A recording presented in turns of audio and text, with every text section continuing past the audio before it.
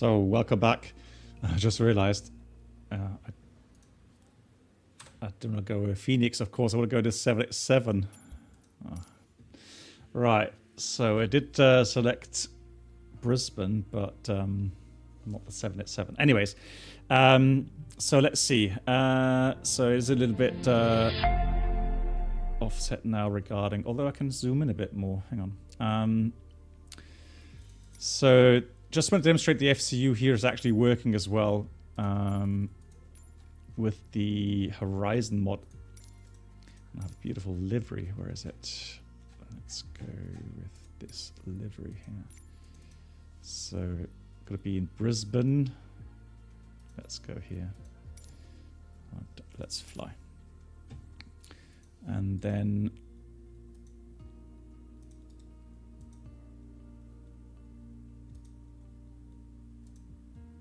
let's just zoom in.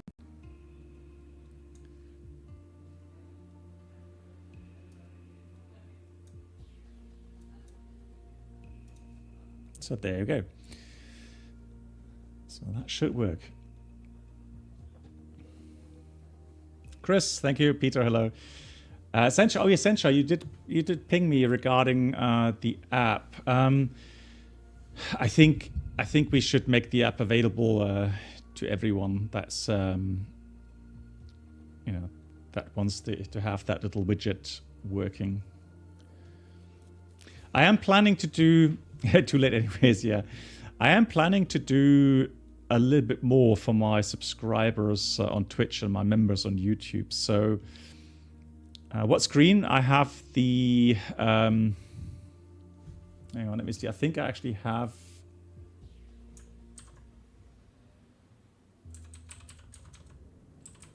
is that the command there?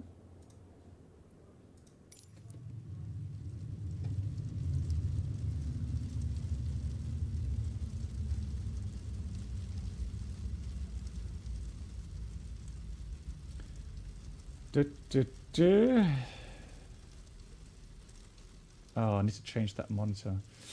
Yeah, it's an LG 62-inch, I think. 62-inch monitor. So it's more TV screen. What's this? You got to be kidding me. Like, seriously? What? Beautiful. What is this? Gotta be kidding me. Beautiful Aussie summer. Yeah, right. Yeah, right. Oh my god. Anyways, let's have a look. So I've done everything and prepared sim brief. Let's log on to VATSIM. Now, I doubt there's many people here down under at this time. Although it is real time, isn't it? So we are in real time. So live weather and yeah, real time. 6:47. Yeah. So it's already East Midlands weather. Oh. Oh. Anyways, so let's hop in and let's get the battery on first of all. Let's power up the aircraft.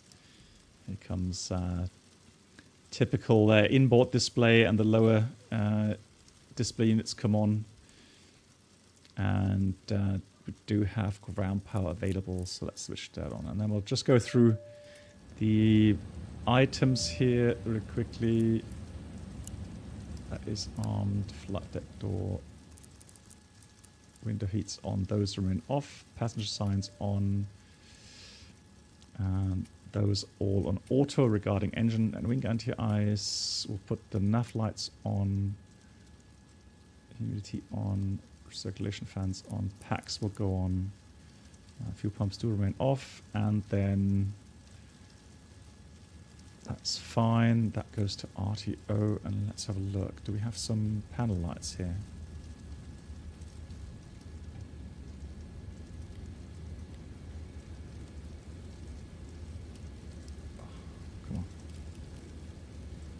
Overhead panel, there we go. Cool. And I'll stand, let's have a look here as well.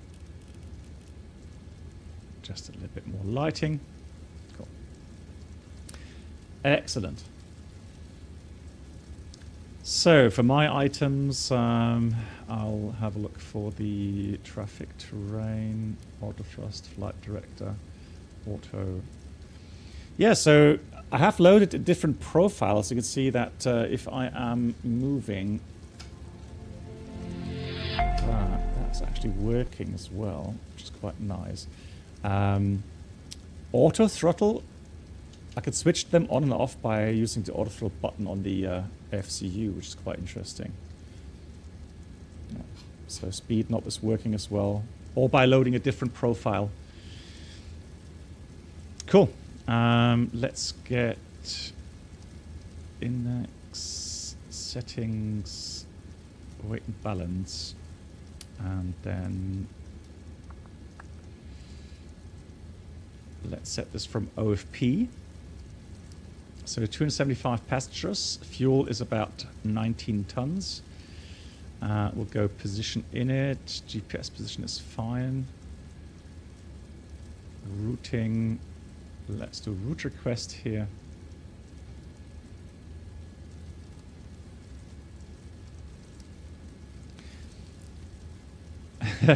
Yeah, I need to see what I can do with a dual FCU setup.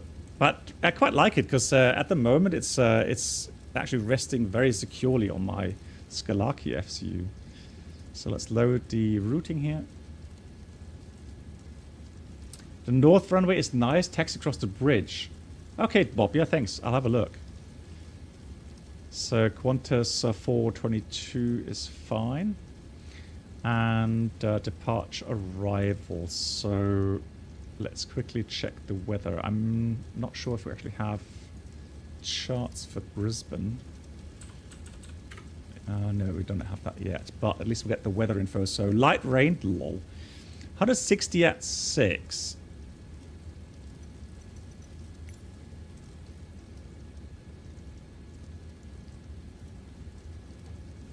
Let's sign in quickly. Approve. There we go.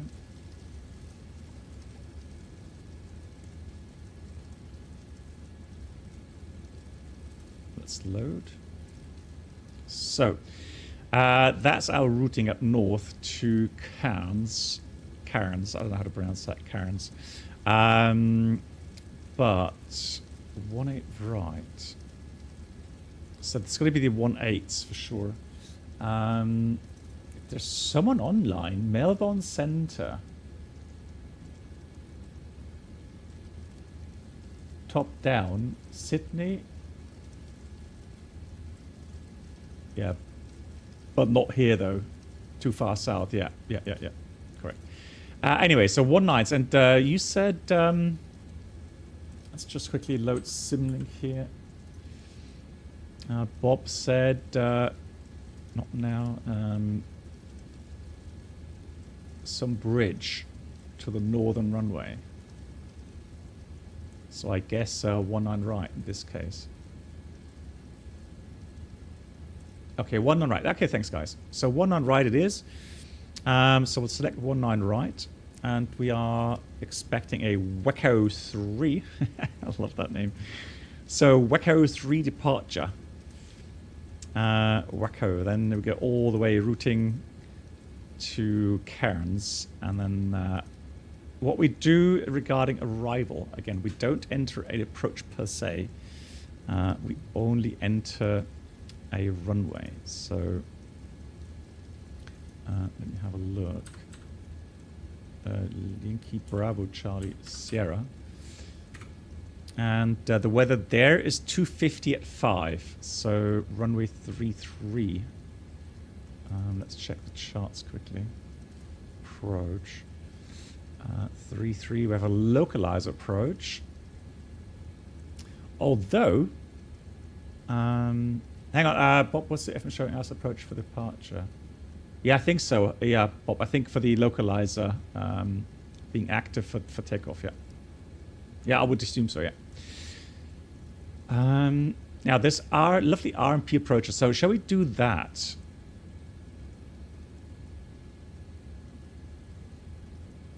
Because that should be very scenic. No clouds, so it's going to be beautiful weather up there. We're coming from the seaside, so shall we do that? Oh yeah, let's try that, shall we? Oh, is it really? Hang on, is it 1.5? But 250? Yeah, well actually, you know, disregard. We can do 1.5 as well. I think they have some beautiful approaches as well. Yeah, that's the really lovely one. Oh man, I would love to do that approach. Because that's a beautiful one.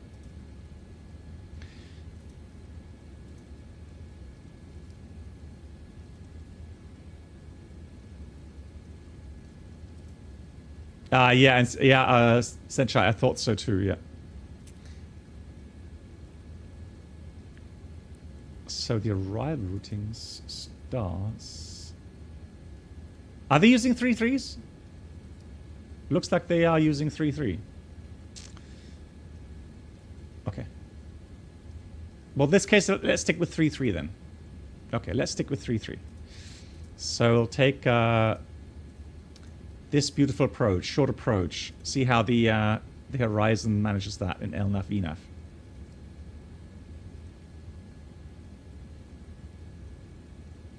Yeah, we'll see. We'll see how to manage that. So that's going to be via Labup. So what star do we have? We're coming via Upolo. Apollo. Is there any Apollo?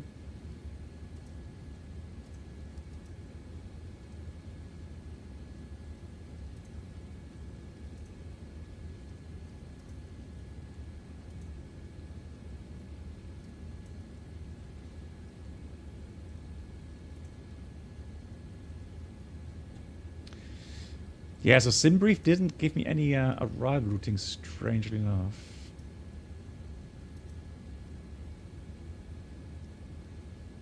Hendo, Rolfi. Which ones take me to that...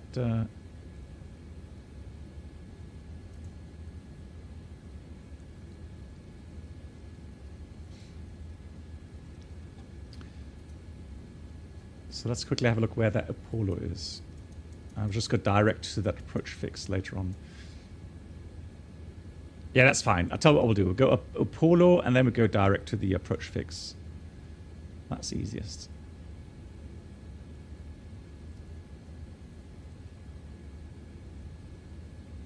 Yeah, that's fine. Okay. And then execute. Oh, hang on. We've got Apollo arrivals. What are these?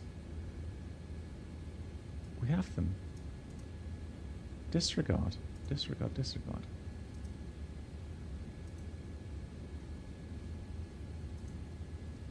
But these are all 1.5s.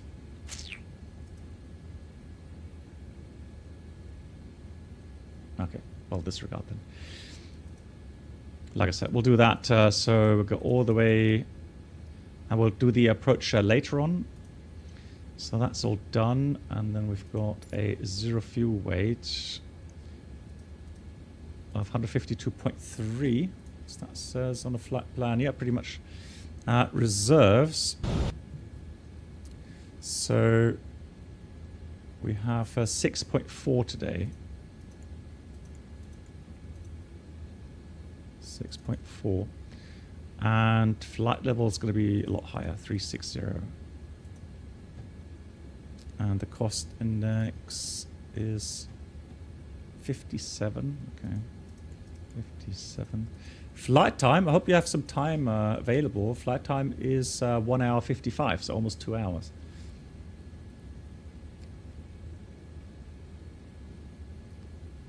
What? These are fixed cost index? Are you serious? Nah.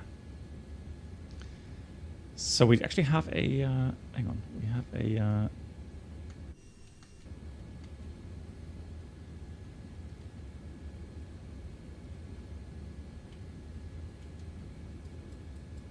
performance calculated that way. So copy FMS data, 19 right. Condition obviously wet. Oops, sorry for the overlay. And then how does the horizon compare to the quality wings?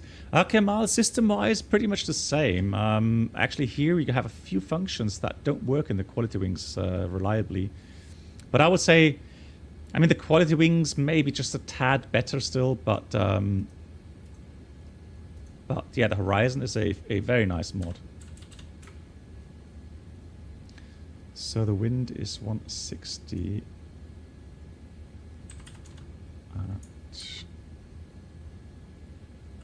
06.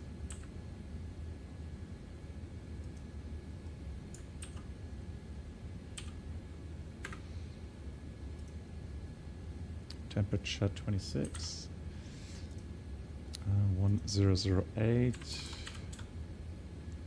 Takeoff weight is fine. CG. Okay, let me put the CG to somewhere 25 because that's what we normally have. I mean, well, 24 is fine as well. So 24 it is. 24. And we'll do optimum rating, optimal flap setting. We don't need engine anti-ice. It's warm enough. And let's calculate. So we're using flap 5 like we normally do. And then we've got DTO2 selected 56. We'll send the output. Takeoff, accept.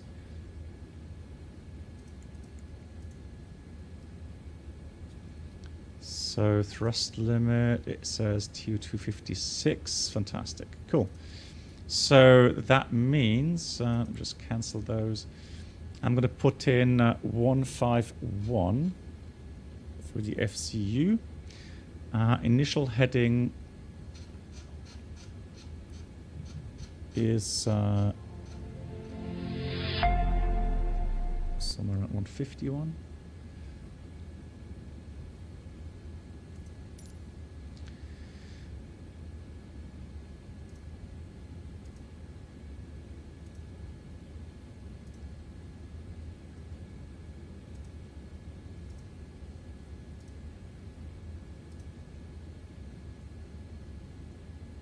That is 196. Okay, so 196 is set.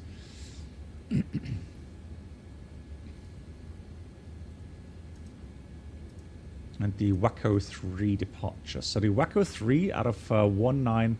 Oh, hang on. There it is. So 19 right, Waco 3. Max 240, that's until passing Togin, 5,000 above. And then, so 196 to Damda, then Togin, then Igmas, and then Waco. And we want Togin above 5,000, 240 knots maximum. And then Igmas 10,000 above. Fantastic. Cool.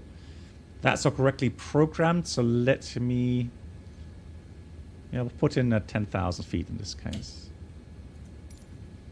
So let's dial in 10,000 here. So we're going to press LNAV VNAV. Let me check that. So if I press the heading buck, it arms LNAV. If I press the altitude button on my FCU, that arms VNAV. Very nice. Vin Kai, so Kai, I just saw you flying with the V10 MF config. Hope you had a great time. Greetings from Frankfurt. Yes, thank you. Yeah. MobiFlight, yeah. Thank you much. Have you got anything to do with MobiFlight? Kai.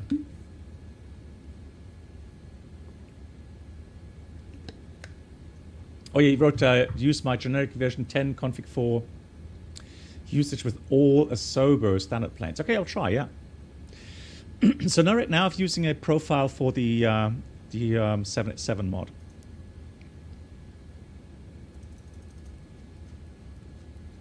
Finish was 1008. Status is clean. Let's start the APU. Before I forget again to switch on the APU for pushback. Lol. And fix. Well, we don't really need much there, but I'll put in a 25-mile range. Just for situational awareness. And nav rat. Is there anything we need here?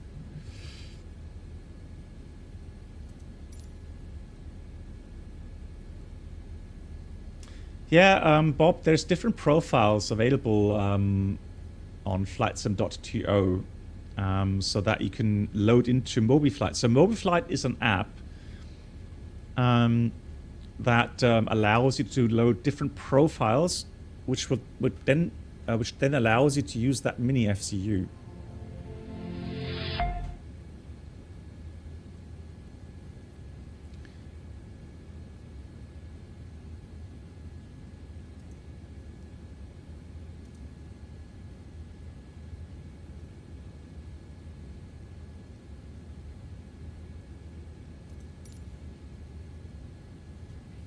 It's an R departure, so I'm not sure if we need anything for the R, VOR. No, we'll leave that as is.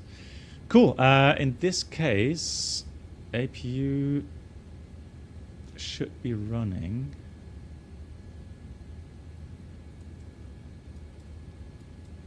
So 100% RPM, oil quantity noted, 0.99. Actually had that center system at refill level the other day, so that I quickly had to refill the center hydraulic, but they were so quick doing that. Really fascinating to see. So I actually had a refill already now on one of my flights. Cool. In this case, so let me just do a quick briefing. Taxi out. We'll push back and then taxi out towards 19 right. Very likely, I guess, Bravo or Charlie. No, I'll take Bravo. And then we'll take Zulu, Sierra, full length, 19 right. There's no hotspots anywhere. Departure was already briefed. We're climbing up to 10,000 feet. Transition is in 10,000.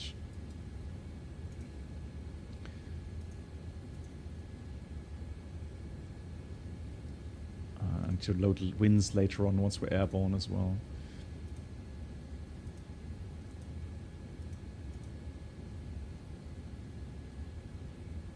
Yeah, we'll leave that as is as well. And where's my transition altitude? Transition there. So 10,000 transition altitude is set. And in case of engine failure, we will proceed straight out acceleration in 1,600 feet. Clean up.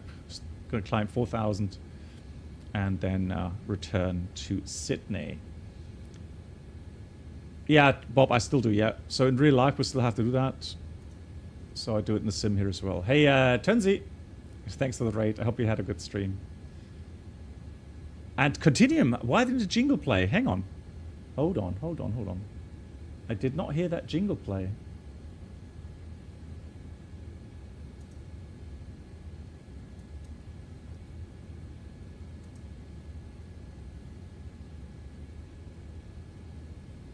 Streamlabs broken. Let me restart Streamlabs quickly. Continuum, big shout out to Continuum as well. Thank you so much. 10 months. Yeah, I thought so. Is it bad weather down there? Blimey. Yeah, something seems to be something wrong with Streamlabs at the moment. Buddy, thank you as well for the 78. The plastic queen. Can it fly inverted? No. Anyways, let's read a checklist. So, pre-flight checklist. Yeah, it's completed. Now, we have a few more points on our list, but there we go.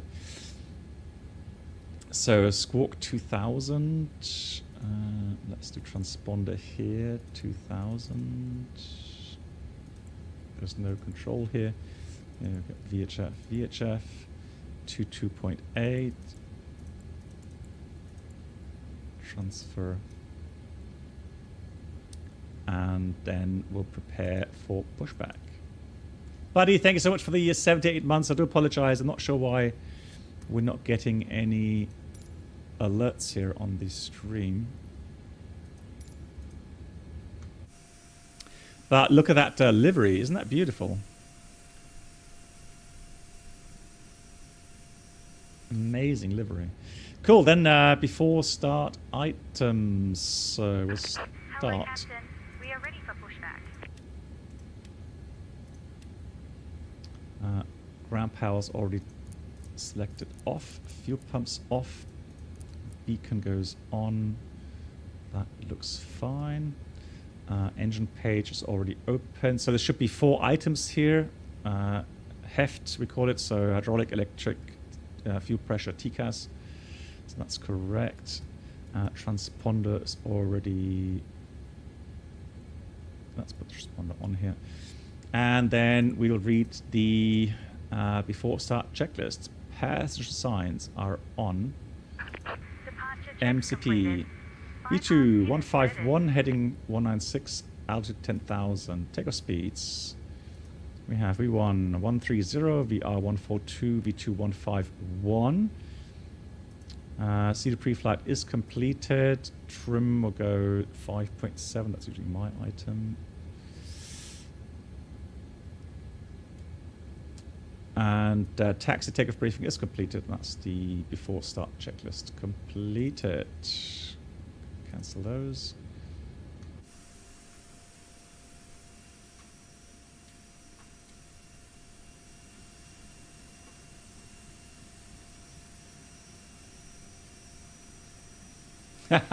Buddy says 2 more engines and you would like it.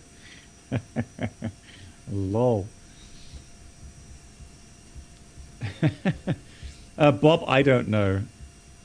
I don't know where you'll fix that. Nothing beats the Queen. Yeah, that's true. That's true. But this isn't bad either. So it's the best Airbus that Boeing has ever built. So there we go.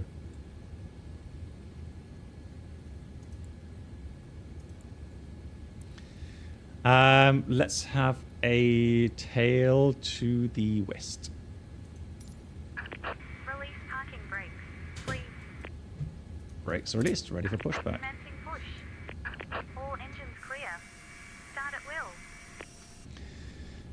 So we'll do a normal engine start, overlapping right then left. Start right engine.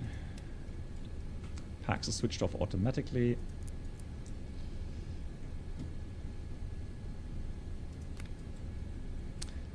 Yeah, that's that must be a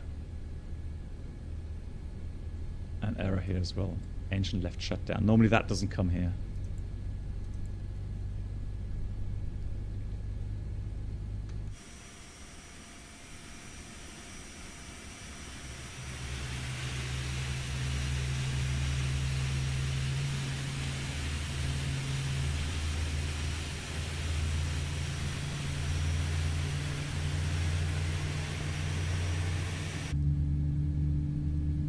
Didn't I say tail west?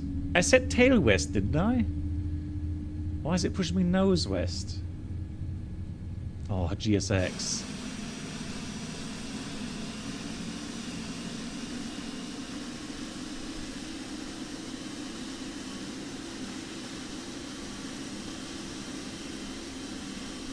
Now that's how pros do it. I am not at fault here. I am not at fault. I definitely clicked tail west. Yeah, tail west, exactly, Mark. Oh. It's always good to work with pros. Oh, hang on. It's not finished yet. Okay, I'm just be quiet now. So, we'll see. Maybe it will work out. Who knows? So... Start left engine.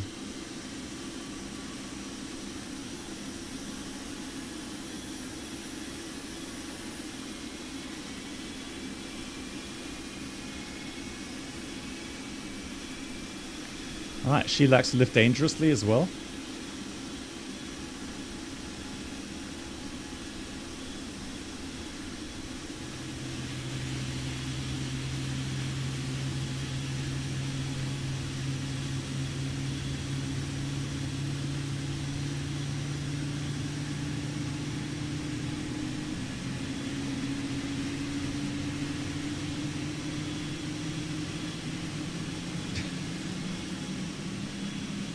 Right. Oh, well, okay. I'll take it back. I'll take it back. I'll take it back. Not the worst kind of pushback I've seen from GSX. You're just looking for a hat and the pen. Yeah, absolutely. So let's stop the pushback here, shall we? I think that was actually good. Oh, they're stopping anyways. Perfect. Please set parking brakes. Wow. Waiting your confirmation for a good engine start.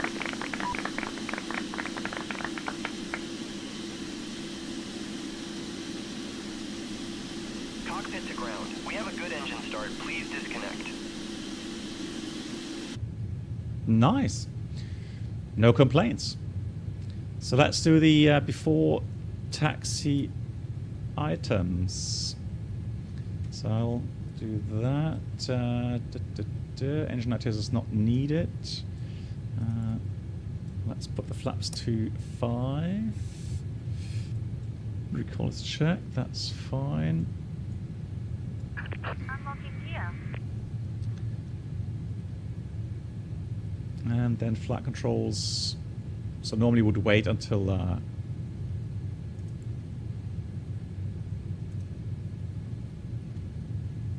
everything's disconnected. Just make sure that there's nobody interfering with the flight controls anywhere and the nose gear.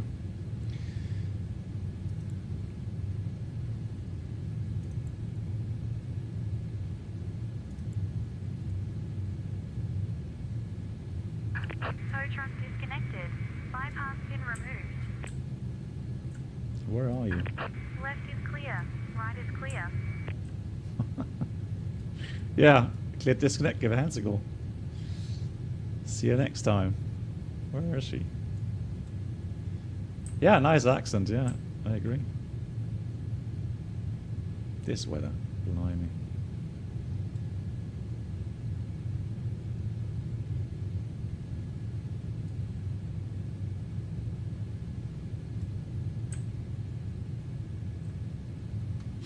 Oh, what? Hang on, where? There! I was supposed to see you there, alrighty.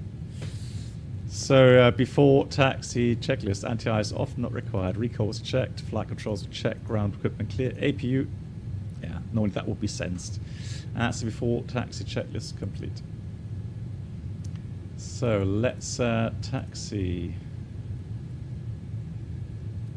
Brisbane traffic, Qantas,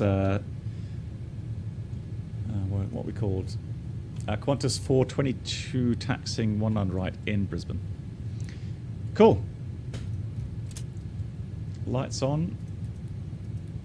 Clear left side and clear right side. Let's go.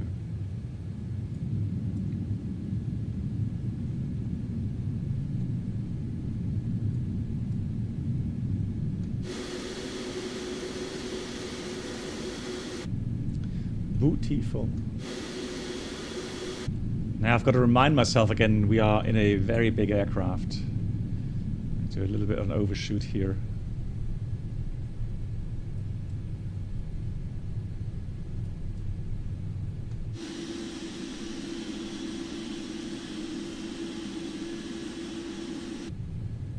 So I can tell you that in real life, taxiing the 787 is easier than here in the sim.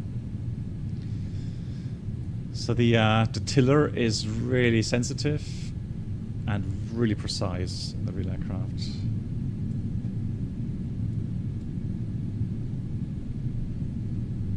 And also cool thing is, since it's a big aircraft, especially during turns, you just do take your time and you slow down.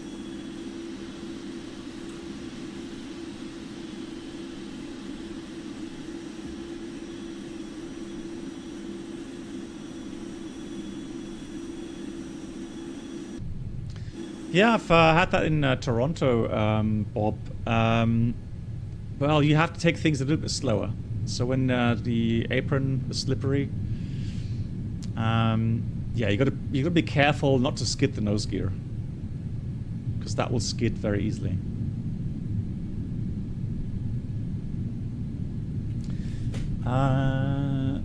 Otik, cool thing about Moflight is open source and everything is done by the community forward. That's really kind. Yeah, that's really good as well. Yeah, I agree.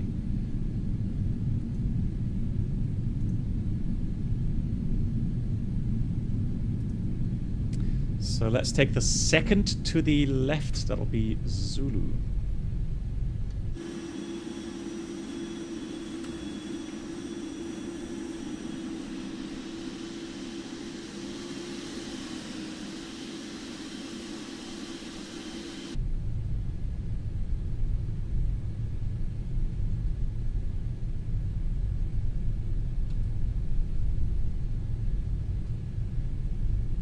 And Tapti, hey, guten Abend, yeah.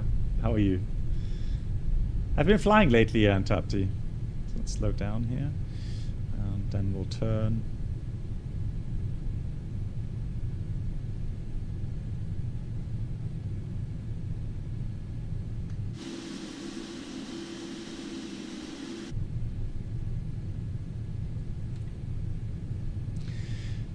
I am going to use the HUD today, and if you're wondering about all these different symbols, have a look at my latest tutorial video on the 787 HUD, explaining all about it.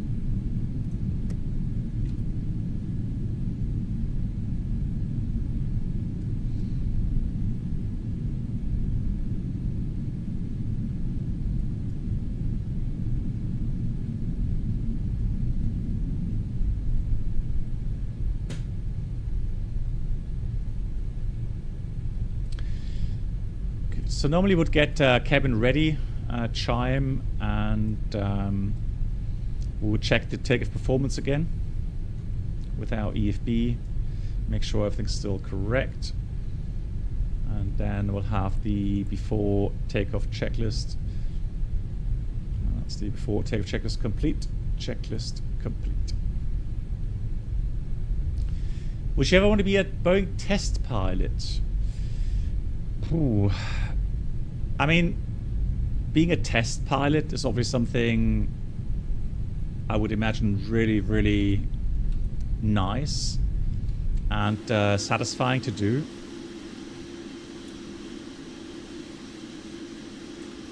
I assume this would be the bridge, but it's not really well modeled here.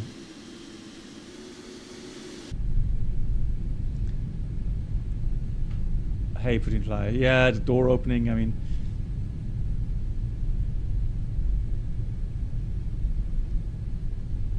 You're recovering from a cold, but all good. Nice. Okay, have a good landing in Munich later on then. Yes, I'm doing well. I've got holiday now, so I'm doing very well. Really enjoying my holidays. So we're going to go to the right here, slow down a bit, just below 10 knots. If it's wet, I would actually just go between 5 to 8 knots somewhere, and then just turn. It's a 90-degree turn.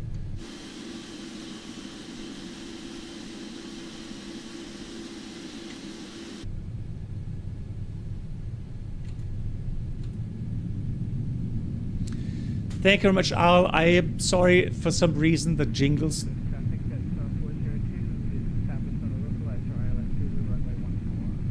No, that's somewhere else. So thank you so much for the 11 months in total, Moin. Yeah, for some reason, I don't know, I checked the stream now. The first one worked alright with the Streamlabs, and now for some reason it doesn't want to load in the alerts for some reason.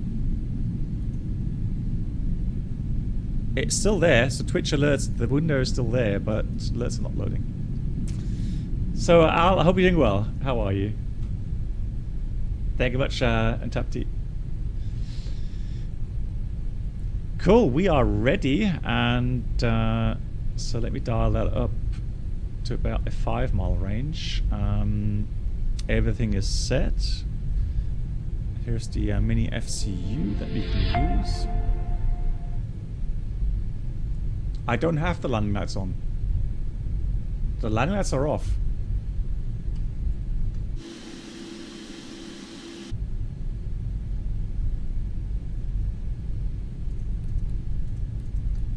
These are the turn-off lights, what you're referring to. Yeah, Bob, next stream is on Wednesday, and we're flying. Bob, maybe you... Well, we're not flying the 747 in P3D, but flying the 777 in P3D. Flying from Miami to St. Martin. So I'm looking forward to that. P3 what? Yeah, so the thing is this. So I was already saying that... there will be some in-depth tutorials for the 777 PNVG, but mainly for my subscribers and the YouTube members. So on the live streams, if you watch the live streams, you'll hear that no worries. So everything, any questions you have, I'll answer them. But the tutorials will be mainly for the subscribers.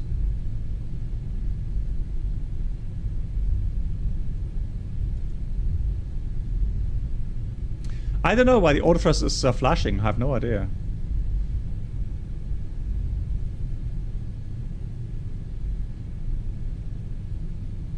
A little bit fast around the corner here.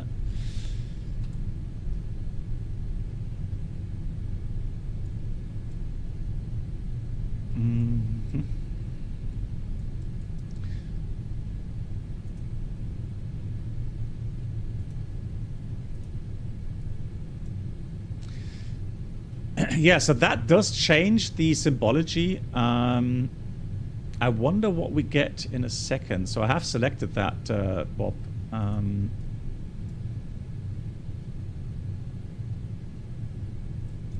Good. Cabin crew, prepare for departure. Strobes are going on. And approach sectors clear. Brisbane traffic, Qantas 422 departing 1 on right in Brisbane.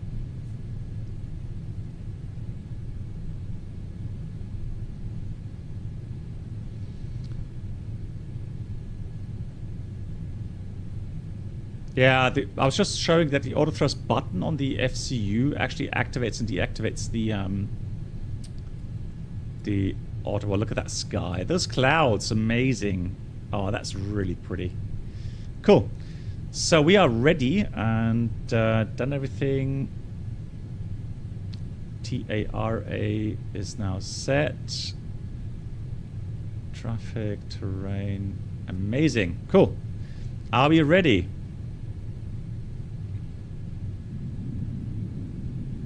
Let's go. Yes, 40%, ready, and take off.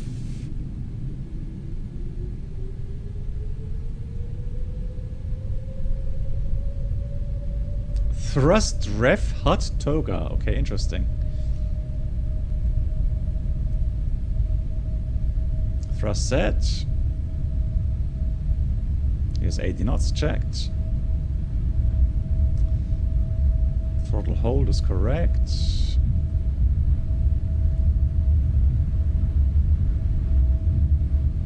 V1. Rotate.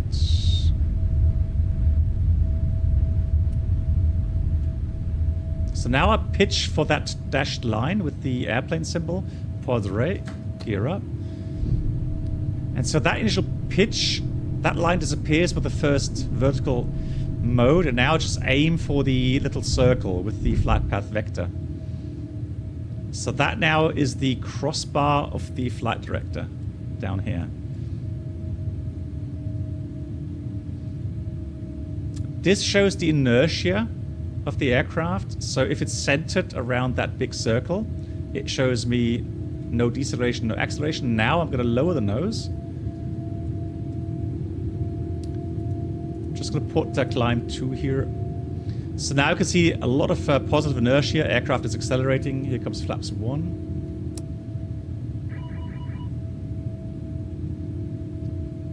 That bar shows them below the commanded speed by more than 15 knots now.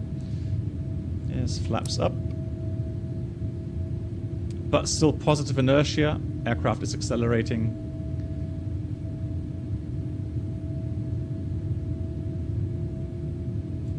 Trimming forward.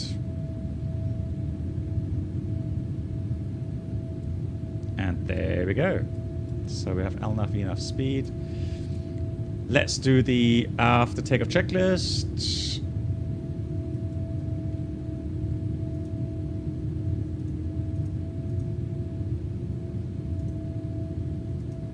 After takeoff checklist complete. So a little bit below commanded speed here.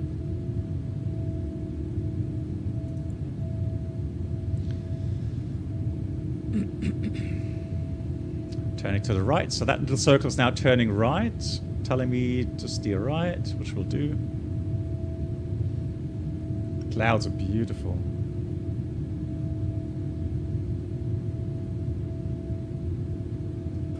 .12 knots tailwind. Gonna move the heading back to approximately to the next track. Maybe a little bit more.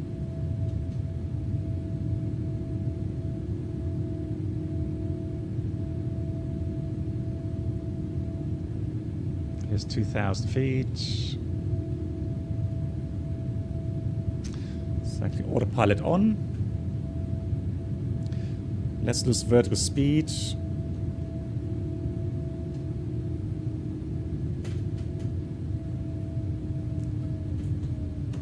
So that all works very nicely. Here's 1,000 feet.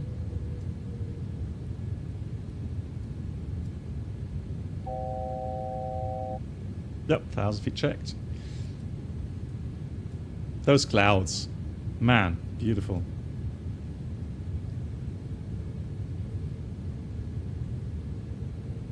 Yeah, follow the donut, yeah. So now we're turning right. Just doing a level off here.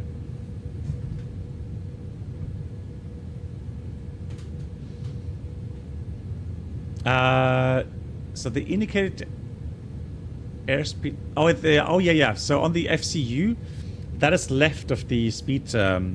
That's the speed Mach. That's track FPA, and that's metric altimeter button. So it has that. Cool. Nice level off. So let's continue now. Let's dial in. Let's go 300, and I'm going to press on the altitude button there.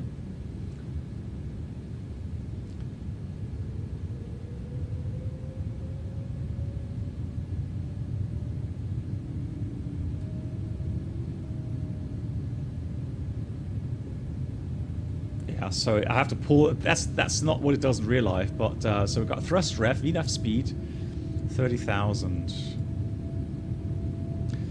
So set standard is cross-checked.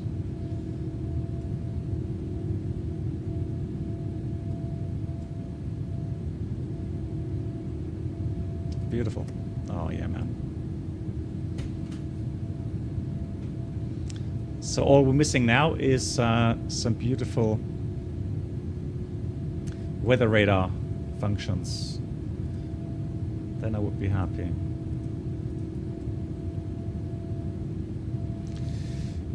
So filed is 360, and I think optimum, yes, even higher.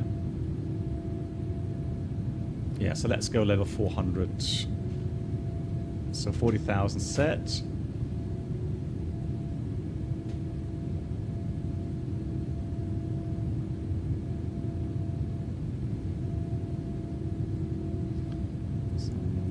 Put that in here.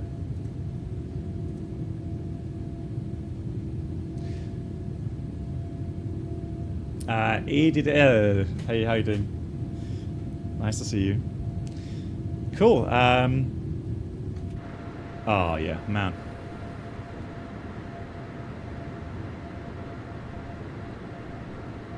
Beautiful. Jeez. So, lights off. Leave the seatbelts on for now. RatNav is clear. Nothing to fix page.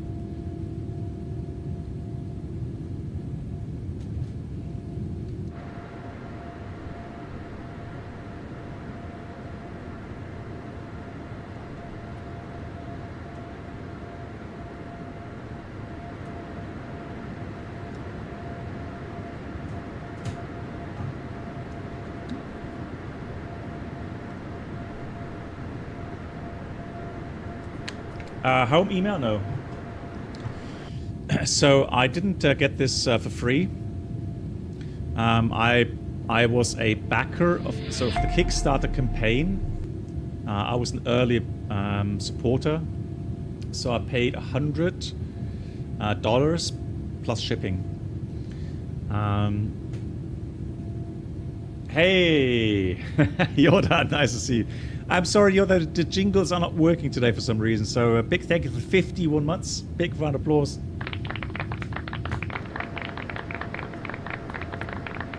Yoda, I hope you're doing well.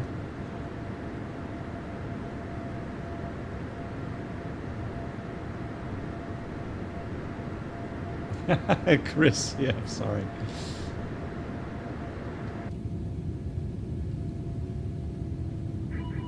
Oh, that was me. That's auto throttle. Pressed the wrong button there. So let's reactivate auto thrust and auto throttle. There we go. I think it was flashing because before takeoff, the auto throttle mode wasn't on. So now we have thrust ref, and now the blinking on the FCU has stopped. Aaron, all the best wishes for that. Yes. All the best wishes. And Fly Money. Yeah, they do. So Fly Money, there are routings where there are shorter flights for the 787 as well, yeah. Especially in Europe. So there's a couple of holiday makers. TUI Fly, for example. They will fly the 787 down to the Canaries, for example. Yeah, so it's not completely uncommon.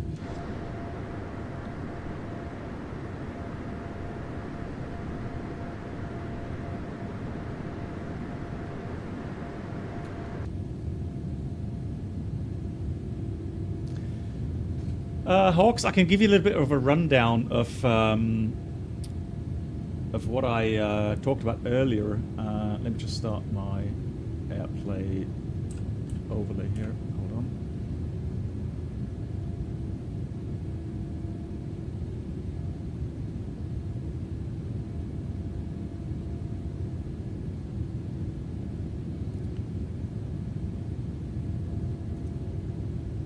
So, where's my pen go? Oh, so I put it to pros and cons. So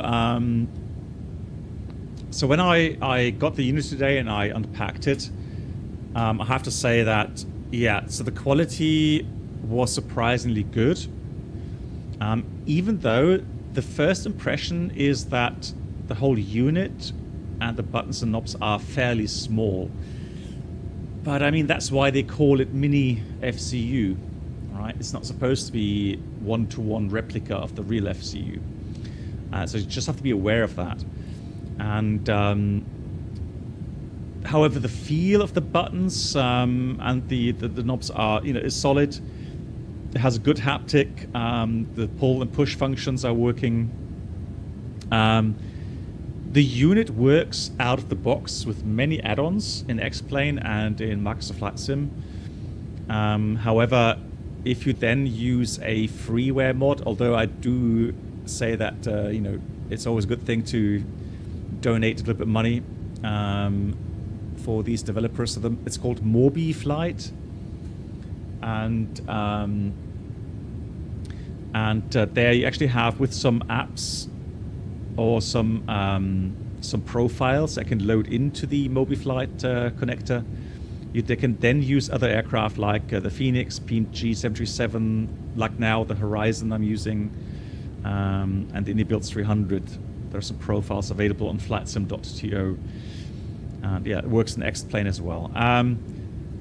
Now the downside, I had an issue beginning with the setup today, and then the USB port, the first one I used was directly at the PC on the rear connections. It was a USB 3 port, and the display was dark. It was so dark I couldn't really read the numbers, and I used a powered USB hub, no change, and then I used the front part of the PC, so one of the front USB sockets, and then there everything worked perfectly normal. Connection is fine. I had no issues installing the programs and then getting full functionality. Even in the Phoenix, as I just demonstrated on the previous stream, works flawlessly.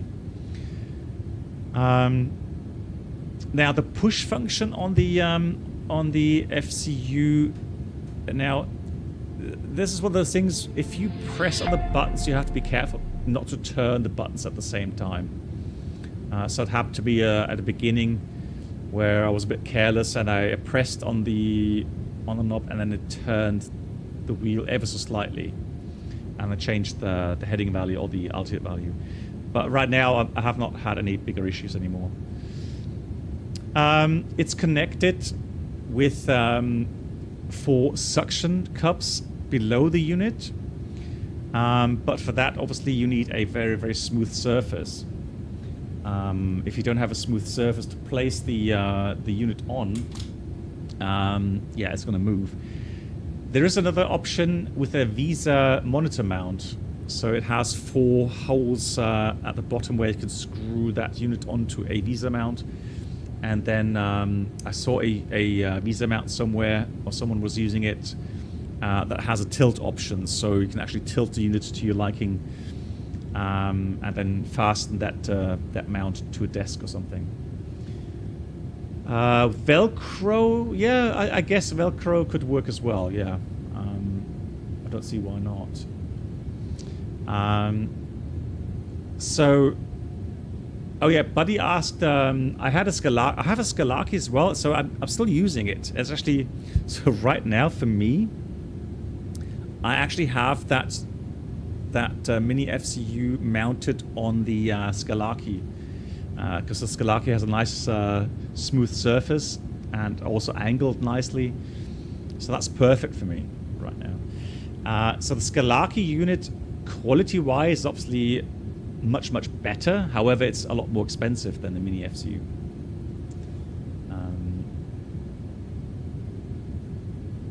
Kabouter, what's your favorite component on the plane? Something that makes you go, wow, a lot of thought has gone into designing it. Okay, so, oh, you mean, sorry, you mean the FCU or the 787?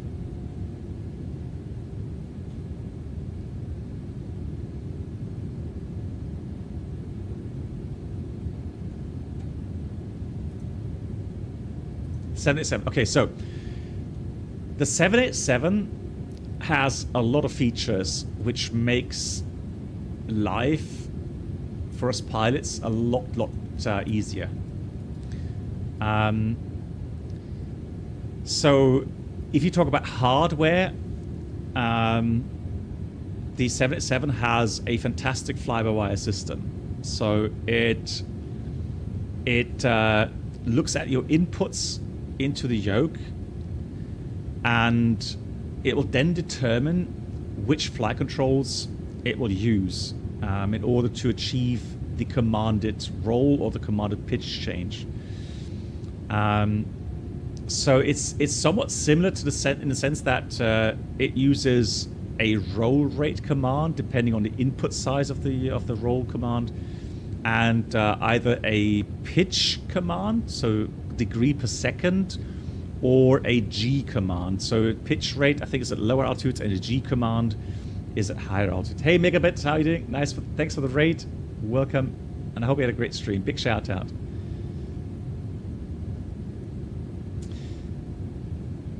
So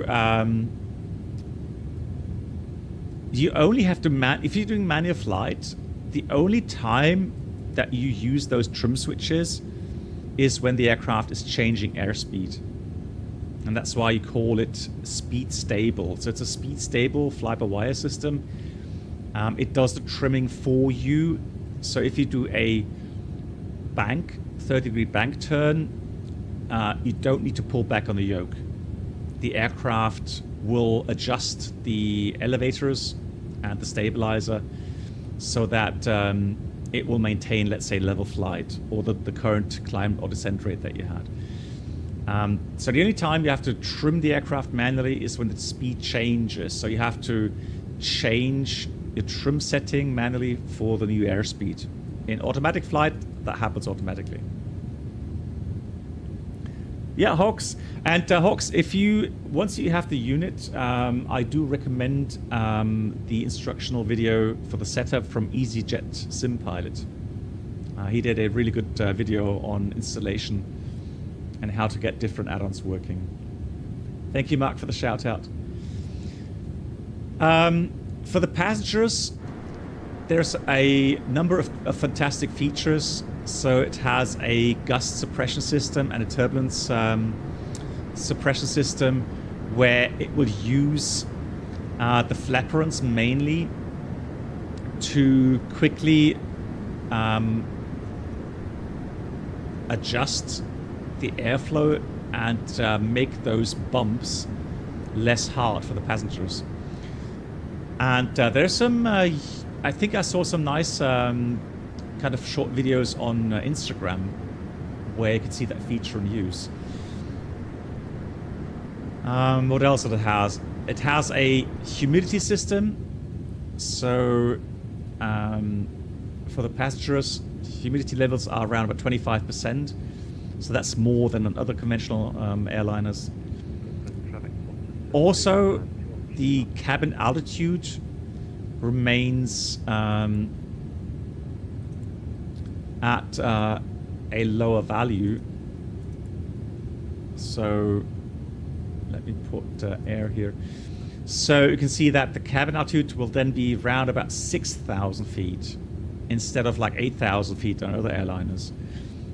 So there's more pressure inside of the end of the aircraft, and that means that yeah, you feel less fatigued over time.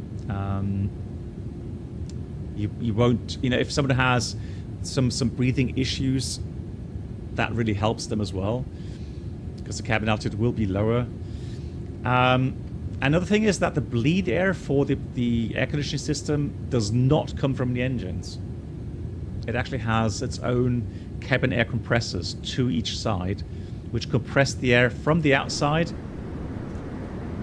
So the air comes in here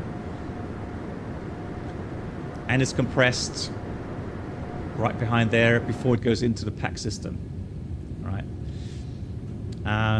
So yeah, it's there's no contamination with engine oil, which other airliners or engines have suffered, time and time again.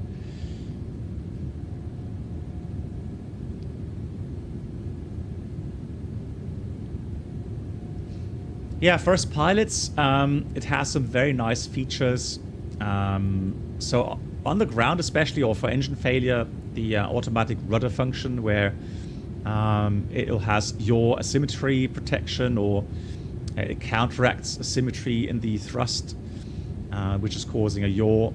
Also gust suppression in the yaw axis, where it'll automatically help you stabilize the aircraft on the runway, let's say. So it doesn't do that completely, but it helps you, and so you don't have to, use quite as much as rudder inputs on the ground.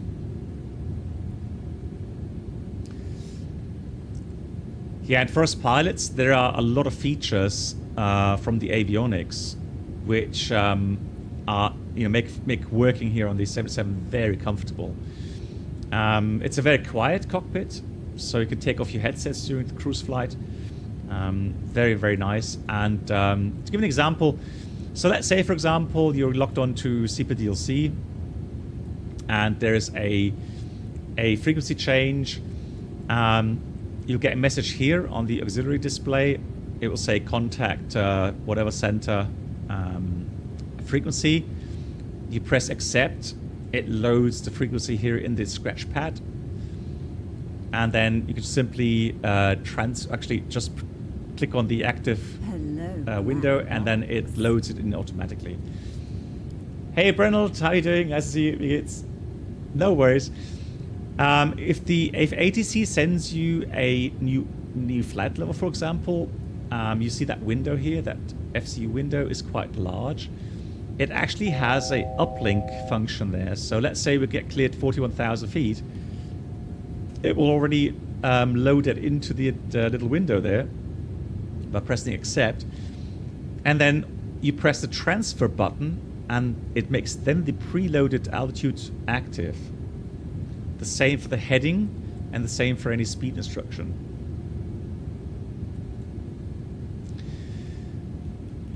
Then it has something where if we go Brisbane traffic quantum 72, taxi complex Tango 1 runway 191. so we can use a cursor function where we can use our little mouse pad here, if you like, so cursor pad, where we can take any point on the screen and then click it, and you get a coordinates loaded into the scratch pad here.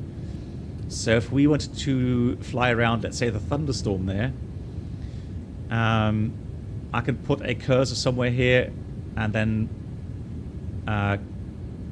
click on the button there, cursor control button, and then it will load in the coordinates.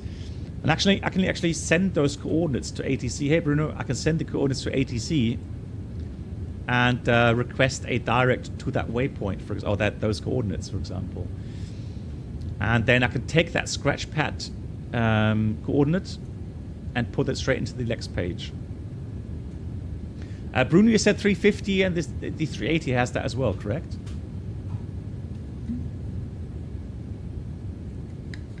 Yeah, so I think those have that as well.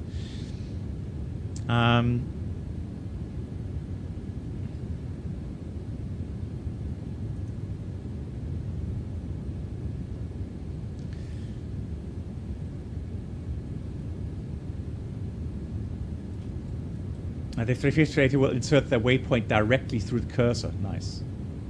Yeah.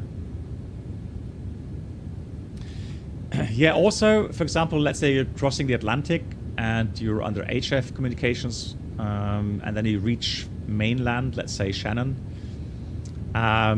You get a uplink saying, at time so-and-so, contact distance frequency. You press accept, and it will create a ATC pseudo waypoint, if you like. It's a green circle on the routing with a time when you're supposed to call the next sector. And then when the aircraft flies over it, you get another oral chime, and then the frequency loads into the scratch pad. Yeah, or at a certain waypoint, yeah. Of course, yeah, you can put in, if at ever contact so and so, and then once you overfly that, it will have that in the scratch pad, and you can activate it very simply. Cannon Plug, thanks for watching. Good night to you. Yeah, it's getting late, isn't it? Thank you so much, Cannon Plug. All the best. See you soon.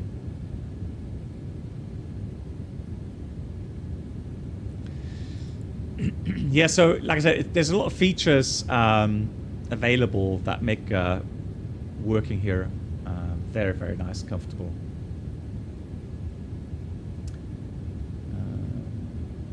So hang on, questions on YouTube.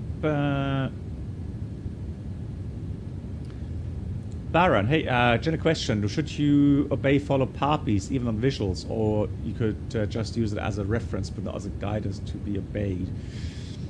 Well, it depends on the company procedures.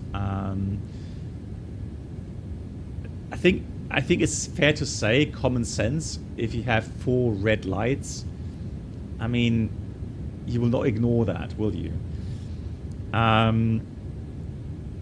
But there's also, for us, there's a rule, for example, that we are not supposed to use the PAPI lights below 200 feet AGL. The reason is that there, with the ground humidity in certain conditions, those PAPI lights could be indicating a wrong color. So that's why, yeah, below 200 feet, we're not allowed to use it. But otherwise, it's a visual helper to stay on path, right?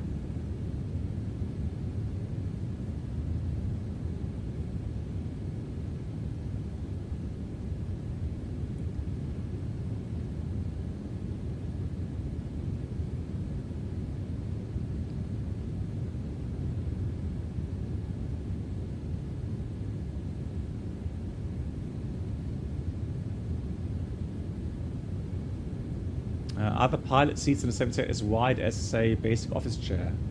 No, not really. I mean, well, I mean, yeah, it's comparable to an office chair, yeah. I mean, sure. However, obviously, there are so many different ways of adjusting seat cushions that, yeah, you can get very comfortable here. And I mean, you know, you have to sit for hours and hours. So, of course, that chair, you know, is fairly comfortable, yeah.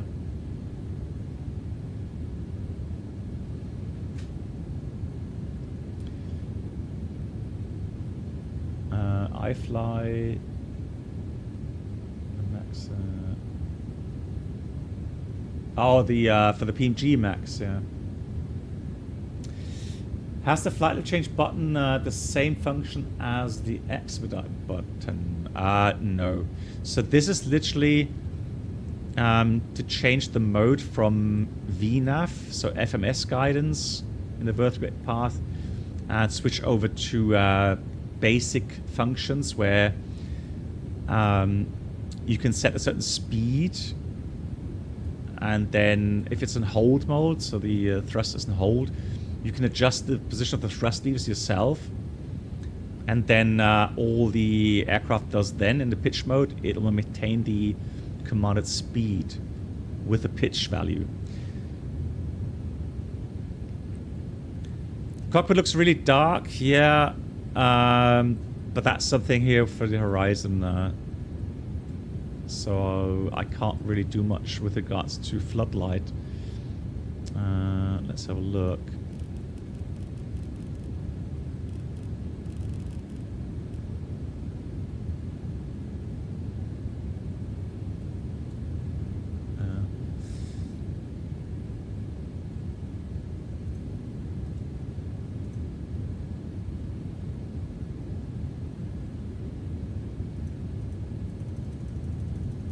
I can dial up the brightness levels a bit more.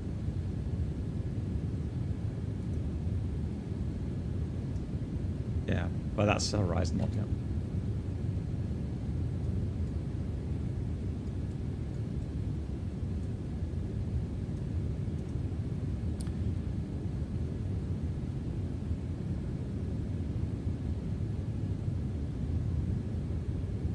Yeah, it's interesting right now that it still has engine anti-ice and wing anti-ice on. Because we've got minus 52 degrees, so normally you wouldn't have icing at these levels.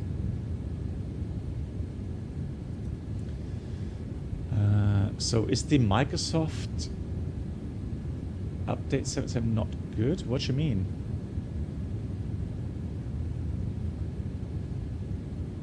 So the Horizon mod is very good. Otherwise I wouldn't be using it. Oh yeah, so the texture mod, I have it installed, yeah.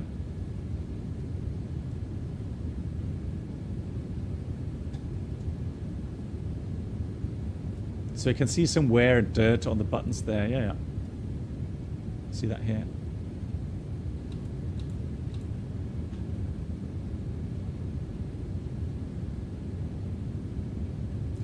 Yeah, so the flight level change is similar to the open descent in the Airbus.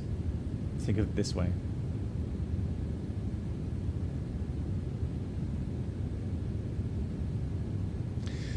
Doesn't need the mod. To be honest, I haven't flown the basic version, so I think the -10, 787-10. I have not flown that for a very long time. I don't know.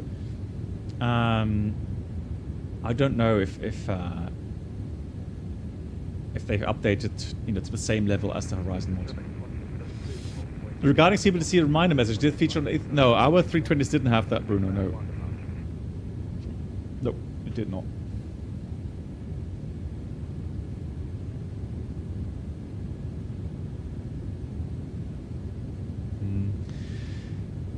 Yeah, I don't know what it takes regarding lighting here on the flight deck, but yeah, I'm sure they could do something with it.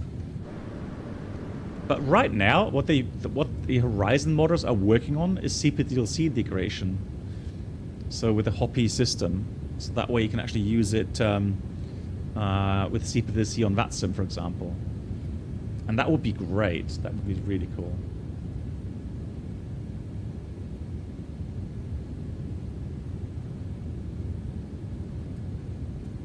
Ah, okay, Bruno. Okay, yeah.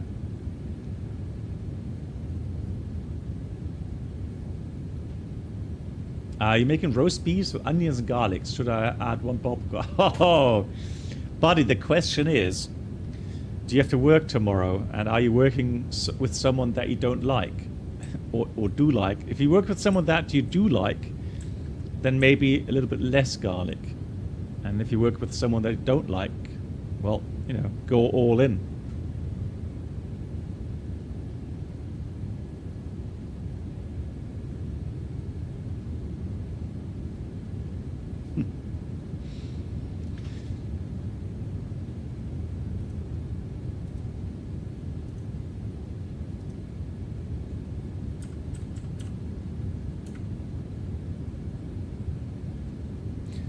So, weather is still good. No wind, no clouds. So we can do.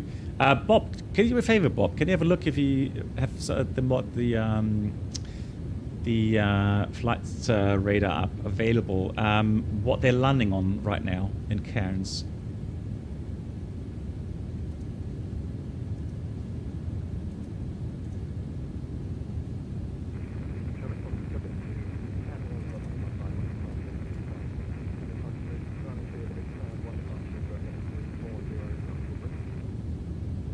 Still runway 33. Thank you, Bob. Thank you.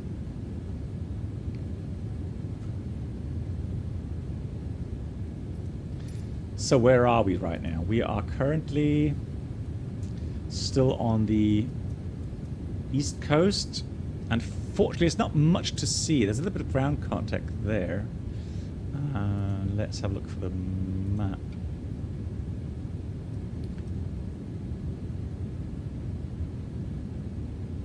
Turkey Beach, Mount Larkham.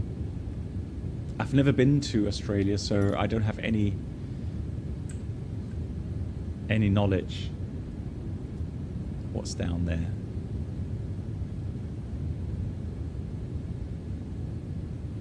Oh, cool, Senshai, fantastic. GG's.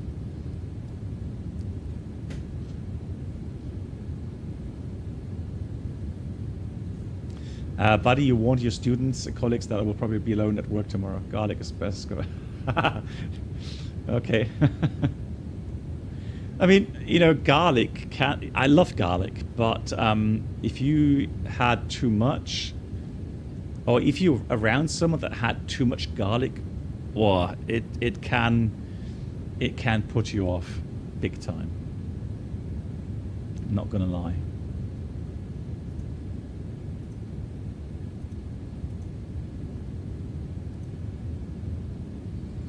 So let's have a look. Some stations there currently. What has it got tuned here? 13.2.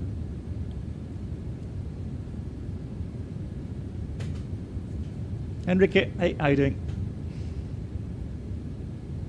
Is there an approach from one of the other waypoints along your route? I don't have an aircraft.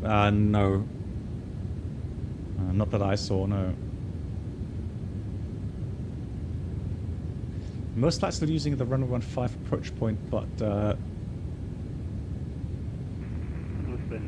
Good night, Black Box.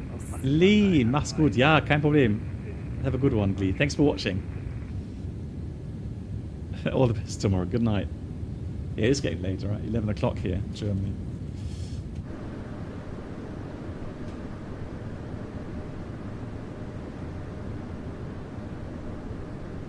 That still looks beautiful down there. Lovely.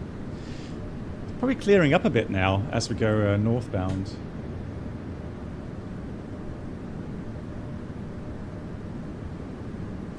Hey Tony, what's the level of complexity in this company, in this compared to the PMG?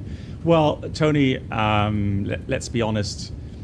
PMDG isn't perfect by any means, but they do offer, more features regarding, system simulation. So there you can actually have some failures. There is a discussion going on right now and some criticism, obviously, that they are not bothering implementing features which they promised many years ago. So, for example, these days you have many approaches that use functions like radius to fix. A lot of approaches that have AR authorization required have a requirement for RF. Here it is. So it says here as well, RF required. So radius to fix required. So this, for example, this segment is a programmed curve in the FMS that uses a certain radius around a certain point. And so this is something that the FMS needs to be able, and the flight management system needs to be able to program and then actually fly. If you don't have radius to fix capability, the aircraft will go straight from this waypoint to the next one. Right, so that's why, and these approaches very often, well, they normally have 0.3 nautical miles accuracy, so they only consider 0.3 nautical miles left and right of that track regarding obstacle clearance. So if you go straight from this waypoint to this waypoint, you're going to be outside of that 0.3 corridor, meaning you potentially could put the aircraft into obstacles. And so that's why, these functions are very important, and the aircraft needs to be following those tracks exactly. And nowadays, I'm pretty sure the 737s, the NGs, NGX, or the MAX for sure, they should be able to use RF functions, so radius to fix.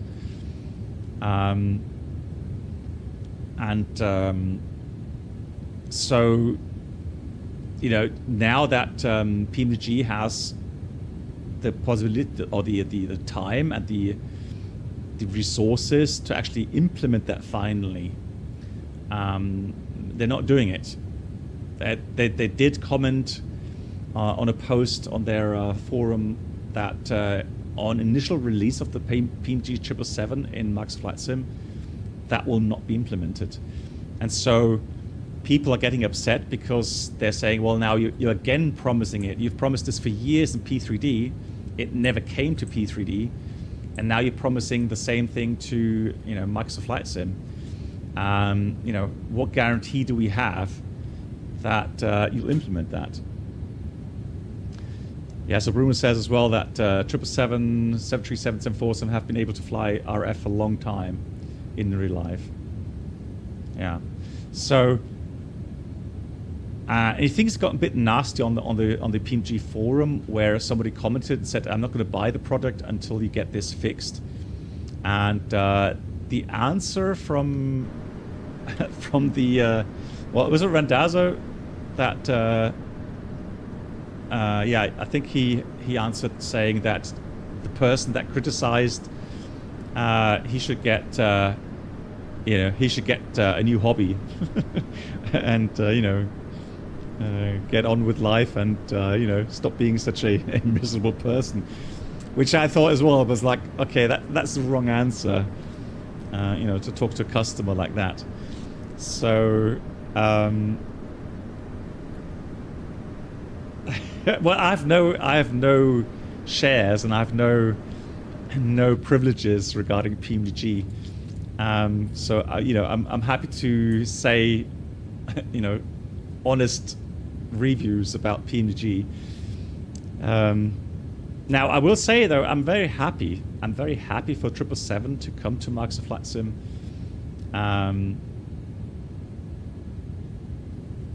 Hey, Chris. Yeah, so I'm very happy that the 777 comes to Microsoft Flight Sim, and very soon apparently. So we're more like only a couple of months away for release. I don't know, but it sounds like it's a lot closer.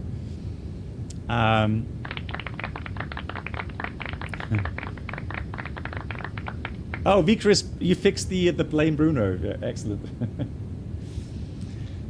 So for me personally, obviously since I'm rated on the 787 and 777, I'm looking forward to exploring the features of the 777, make some tutorials about it, and so yeah, definitely looking forward to it. However, it is a bit disappointing, yeah, that system-wise there's no real big improvements. And another interesting question will be, how well are the flight dynamics modeled?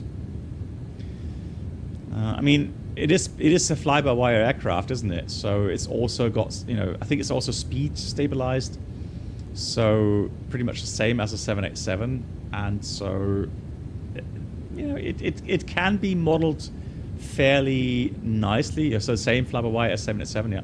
So it can be modeled to somewhat, very nicely, true to life, with some kind of workarounds.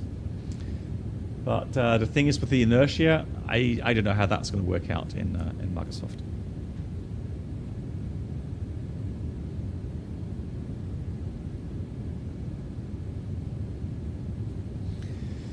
But we'll see.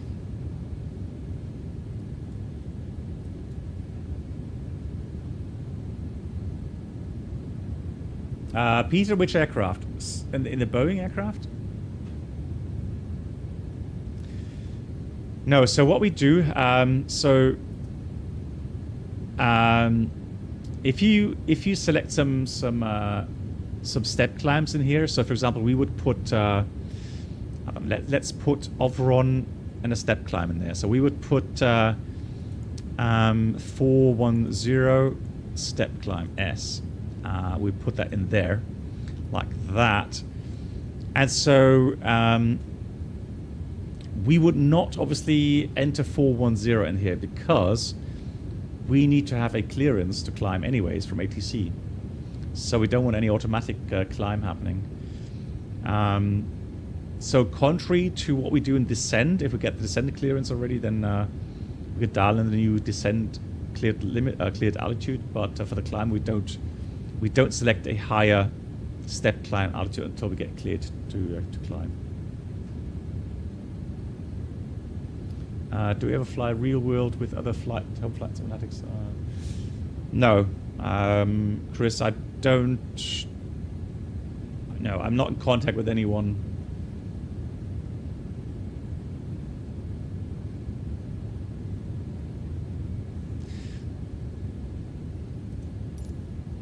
Someone was asking me about Tromso.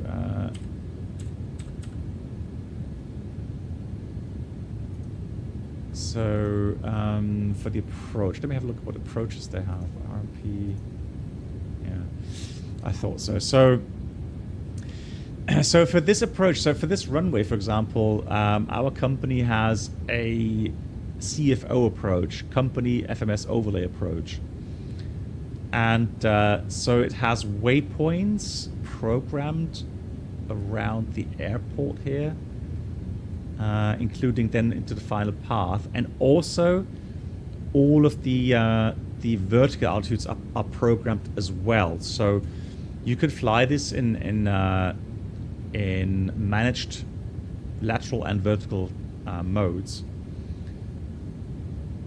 which then helps, of course, with the circling approach. Makes it a lot easier, a lot less risky.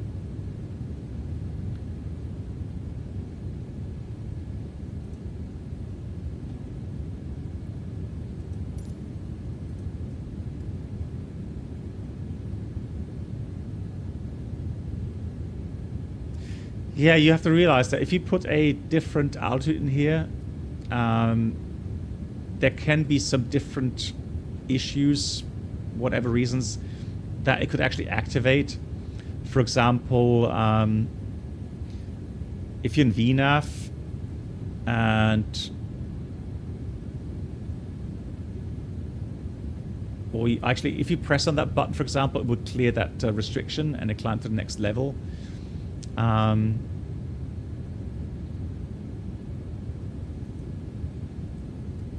Or, I don't know, some glitch in the FMS.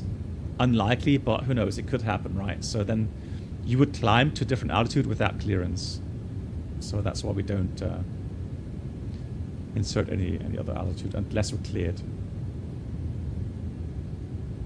Yeah, honeycomb. Yeah, another big drama, right? So honeycomb, the CEO finally answering to those questions regarding what's happening with deliveries and so on. But yeah. So if you want to order a honeycomb product, make sure it's in stock.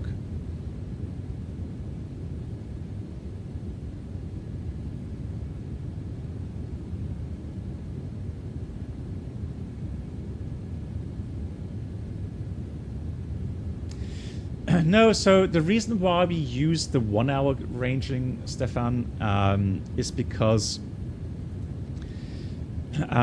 we want to know at what point does the ETOPS segment start. So if you, let's see, do we have an airport around here? Just wait, an airport. Yeah, there we go. So let's say,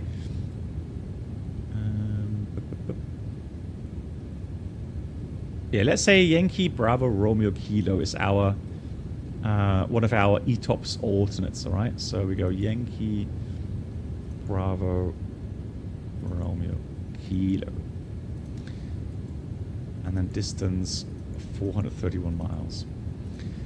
And the reason why we do it this way is because as long as we stay in this circle, we are not under ETOPS rules, per se. Because that's a standard 1 hour engine out range for us. So if we have one of our alternate airports, en route alternate ETOPS airports here, there's another one, let's say 700 miles or let's say 1,000 miles away, and we draw another circle around that airport, then we know between those two circles, that is our ETOPS area. And for that, somewhere in there we'll have our equitime point to determine at what point would we turn back and at what point would we continue. No, there's no ETP feature. No.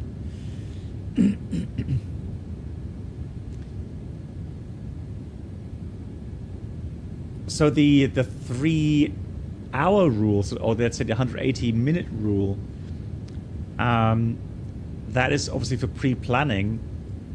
And on your flight plan, then you will have those range rings inserted. Now, let me see if I can find a picture that I had from one of my real-world flights that kind of shows you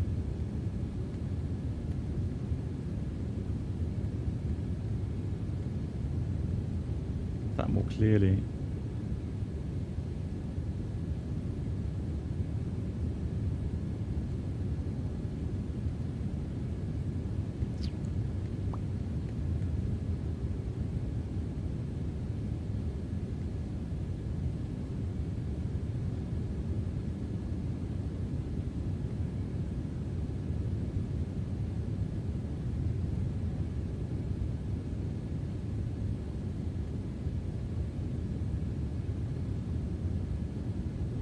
Yeah, got one there. So,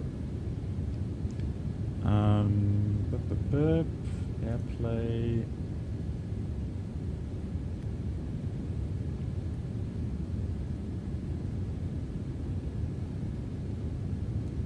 Hold on. Copy. Oh, actually, hang on. I did have a stream picture already. Oh, yeah, there we go. So, airplay. Then we'll go.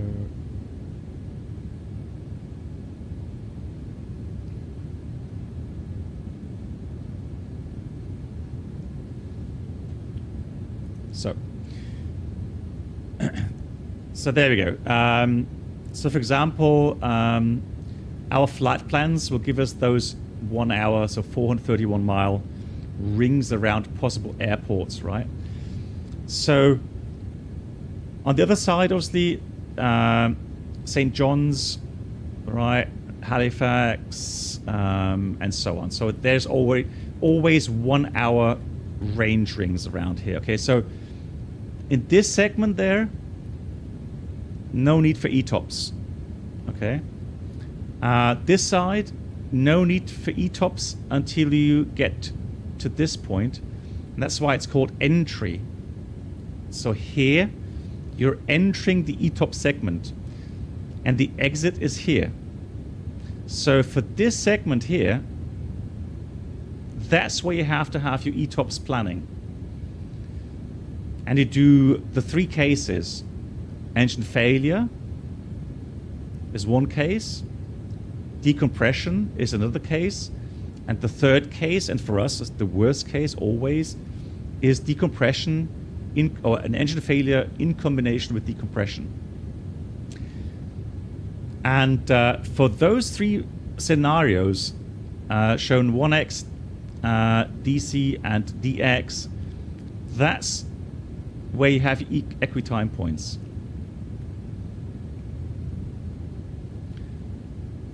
And it's, hang on, why is that not working with the, hold on.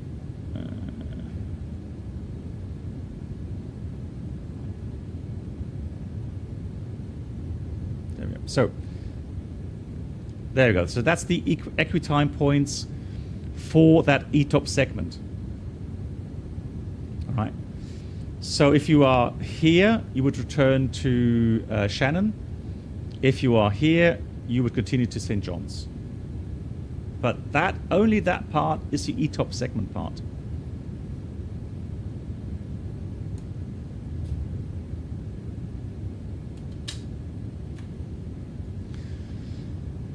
Now, if you wanted to, you could theoretically.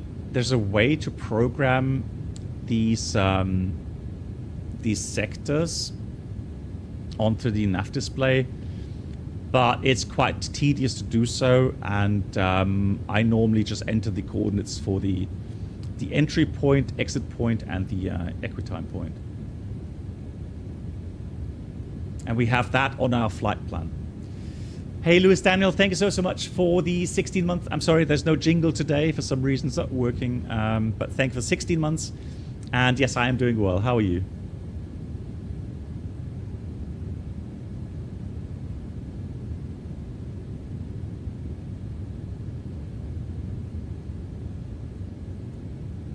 Yeah, you would have to.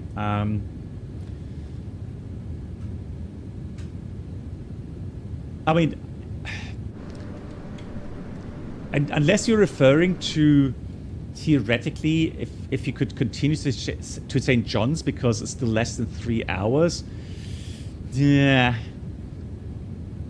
I mean, you know, you're hard pressing the legal things here. So if you are before your equitime point, assuming you have still the fuel for both, let's say you still have the fuel to continue to St. John's. Let me just go look at that again. I mean, for me, as you know, out of pure logic. So let me just bring that chart back up again. So from pure logic, If you were to be, let's say you are here, so before the equitime point for the ETOPS segment. So if you were here and you had an engine failure and you drift down to 10,000 feet, let's say. Oh, let's say, no, sorry, let's say you have a decompression. You drift down to 10,000 feet and the engine failure. I mean, you know, returning would take you maybe an hour 30, hour 40. But against the wind towards St. John's, it would take you like, 2 hours 45. So 1 hour more flight time to get to St. John's, then to go back to Shannon. I mean, why would you do that, right? I mean, I wouldn't. Single engine, nah. Yeah, so I wouldn't. I wouldn't kind of stretch my luck. So yeah, I would definitely return. Which city has better salad? Yeah, I mean that you can make that as a criteria. So any operational kind of consideration regarding maintenance and so on, no. So yeah. And weather-wise, I mean, you have to always, before entering the ETOPS segment, you have to make sure that your ETOPS alternates are available. So the weather is good enough, it's open, functional, etc. If there's any changes, you would have to look for a new alternate airport. And theoretically, if you can't find another suitable airport for diversion, then you can't enter the ETOPS segment. However, no rule without exception. So you can extend that limit to 300 minutes. But again, common sense,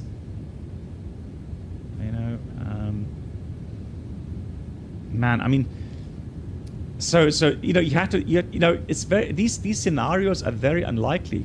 However, just imagine you have a fan blade separation, an uncontained engine failure, one of the fan blades damages the hull, you have a decompression and an engine failure, and then you're 4 hours, let's say, 4 hours away from any airport they can land on. 4 hours, single engine, with decompression. I don't know. Yeah, that's not going to look pretty, no.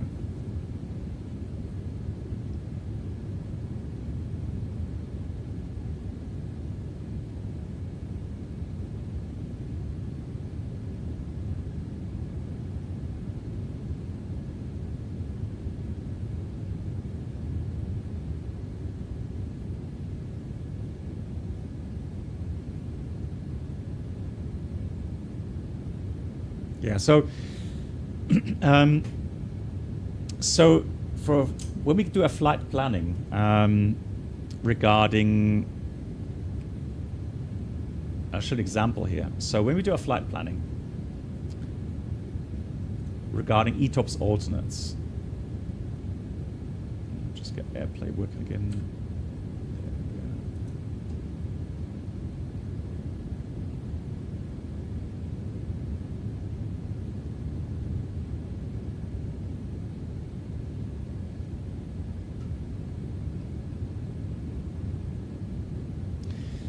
And you can get that on SimBrief as well, because this one here, for example, that is actually a SimBrief format. Here. All right, so it will give you all the necessary information. So regarding the flight time from that equitime point.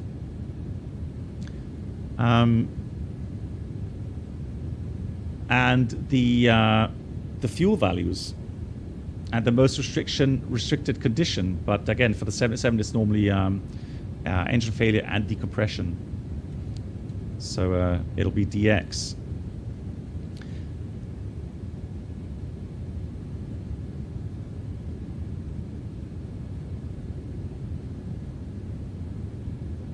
Yeah, and you usually get all of the coordinates. So the ETP1 here, for example, you get a coordinate. You can enter that into the fixed page. So then you know exactly. Hey, Jack, how you doing? Yeah, and then you have the required fuel on board values. And usually, if it's like midpoint, you will have enough fuel. The issue is more if you have an equitime point, so ETOPS segment further towards the destination airport, because then you've already burnt off a lot of fuel, and then you are more likely to be very, very limited to the fuel values. And then there's another consideration. So I talked about this some time ago, flying to Mumbai. We had an ETOPS segment. So ETOPS doesn't necessarily mean water, so Atlantic or Pacific. You can have an ETOPS segment over land as well. And that can happen if, due to conflicts, war, no-fly zones, you don't have many airports available. So we actually had a ETOPS segment from Iran going over Pakistan towards Mumbai. And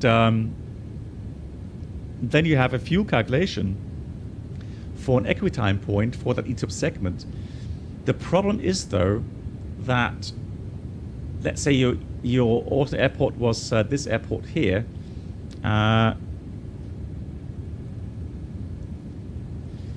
That it could happen that you're not allowed to fly a straight distance. I'm trying to remember which one we had. So the calculations that you get don't always represent the reality regarding what you can fly if you actually had a failure at that worst point. So there's always, the ETOPS is very theoretical.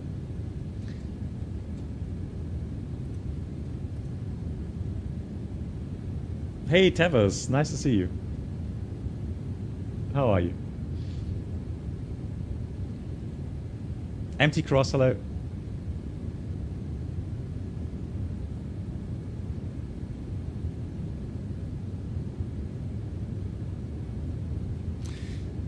Yeah, I try to use ETOPS in SimBrief, but yeah, you have to get your head around that. Because the values you get from automatic selection doesn't work very well. So you have to kind of select certain things yourself. But then it actually works quite nicely.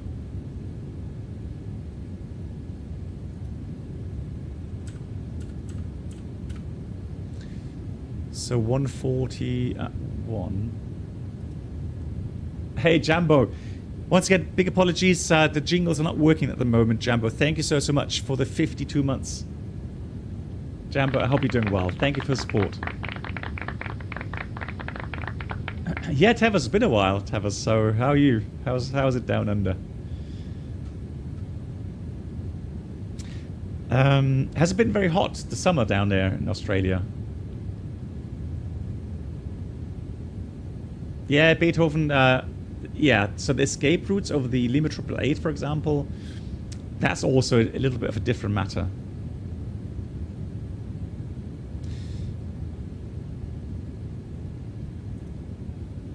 So we're still going to use 3.3 then, are we?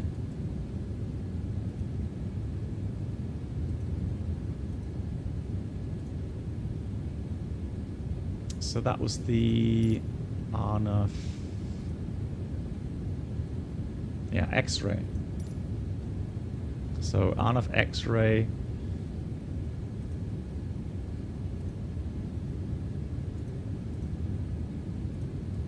So let's do that. Nope, sorry, destination. Right, that should work. Thank you, Bob. Okay, so that should work. So what we'll do is, I want to be... Wow, that's a big shortcut there. What's it doing there? Actually, I tell you what we'll do. We'll go barter. Let's take Uporo out. So let's delete that. And then we'll do that. Invalid selection. What? Disregard. There we go. And then I'm going to put... I want to be Whoop. So Barria... Let me just slow down there a bit to 50 knots. Let's put 8,000 there. I'm trying to slow down a bit before that. So I'm going to put 170 knots there.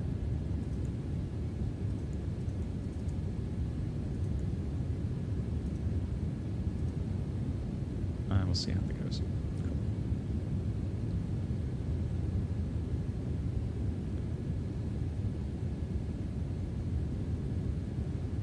So that should be a very scenic approach. Yeah, looking forward to that. Now, strictly speaking, we can't use the EAN function, so the integrated approach navigation procedure, because you do need a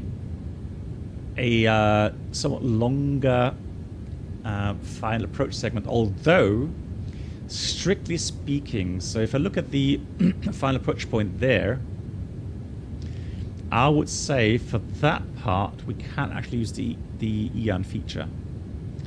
So we'll use LNAV VNAV or LNAV flight level change until we hit 1900. And then for the last segment, we'll press the approach button and then use the IAN function.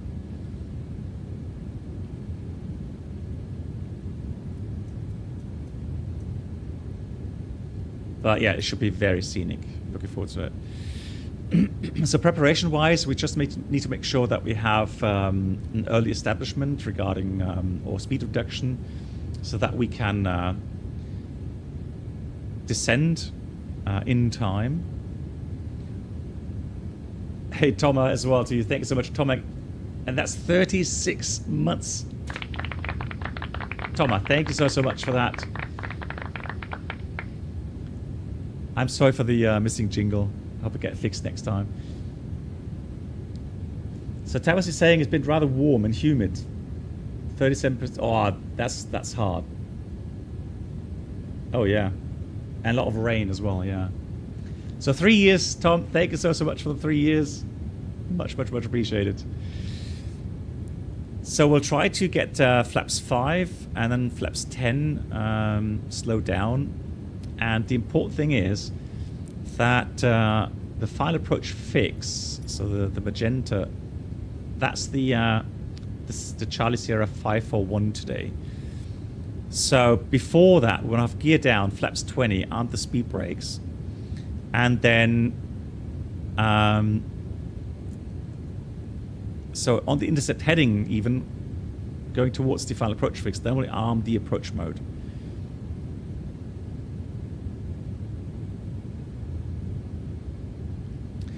And if you are flying a, so you can fly the IAN approach procedure as well with an NDB approach or VOR approach. But if you do that, then you have to tune the radios to that.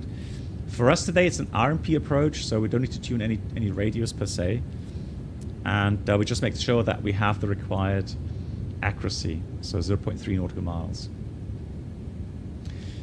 So we're going to use the delta minimums today, which is going to be 740 today.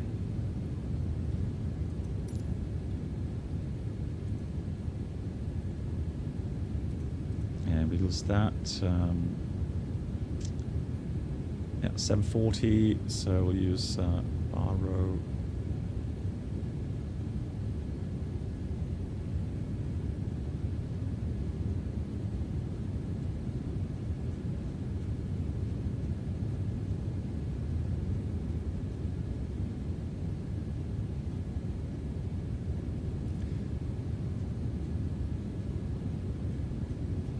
Bob, you love the weather in Singapore and Thailand. Nice. So that's set. And then... Now we don't have a landing calculator. Let's check how much runway we have available. And V Chris, sorry for the late call. V Chris, wow, 79 months as well. No jingle, let's make some noise. Thank you so much, V Chris, for the 79 as well. Sorry for the late call out.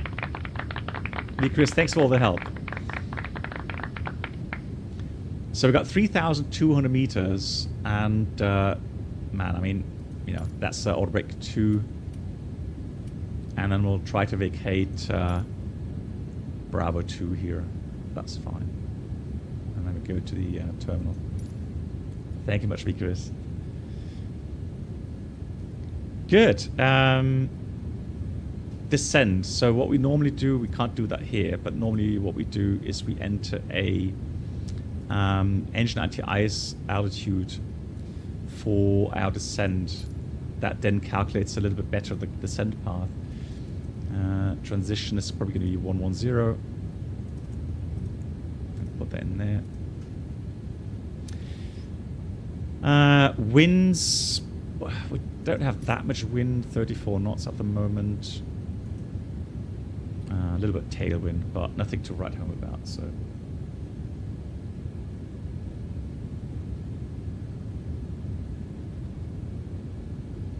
So, Bob, did you actually fly with the 747 then? Already. Top of descent coming up. So regarding approach real quickly, so yeah, we'll fly this LNAV VNAV, and then once we inbound, all the values are correct, we'll hit the approach button. Final then will be with the EAN mode, descend to minimums of 740. Miss approach, we'll use the LNAV function, follow the waypoints, we're climbing to 6,800 feet. Sector 6.5, 52, 4,000. Terrain threats south and west and northwest. Fuel wise, we're currently planning with 9.8 tons of fuel, and min diversion is 6.4, so we have enough fuel for a second approach, so that's no problem there.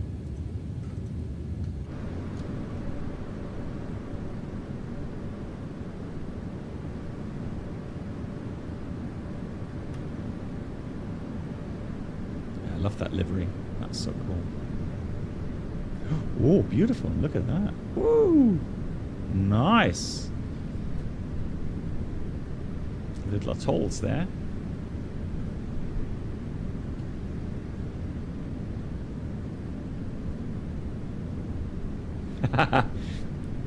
Bob, yeah, well, I mean, fingers crossed.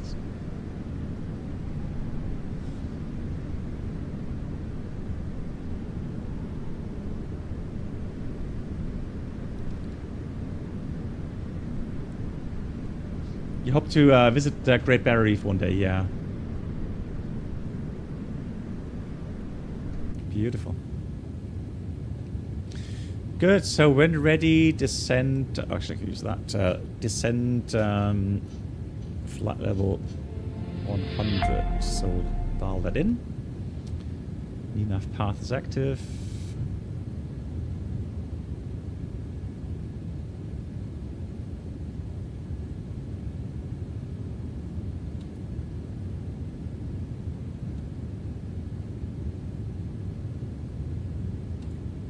Another cool thing here on the 787, the windows are very large, so the view from the flight deck here is also very nice.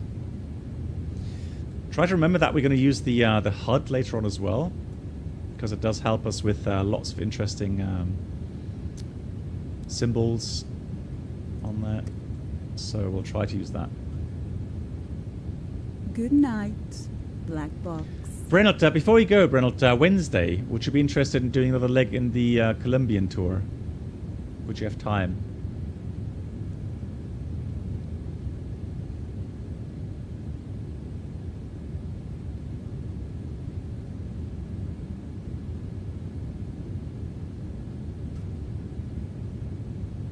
Cool. Okay, so what time was best for you, Brenold?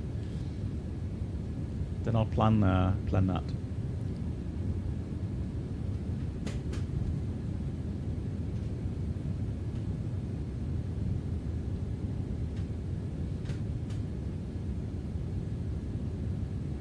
Hey, Alex.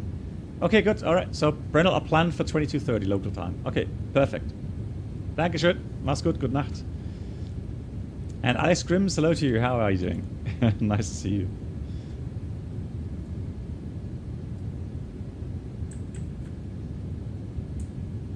Wow, that's a beautiful view here. Beautiful. Beautiful, beautiful. So,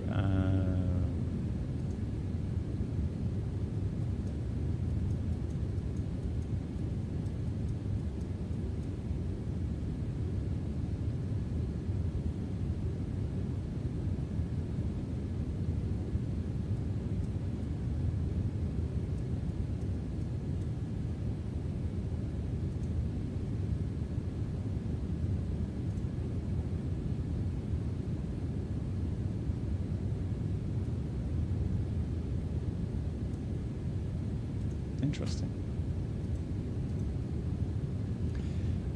Thank you to the anonymous gifter who gifted Amundus a sub. Thank you very much for that. It's really kind. Thank you so much.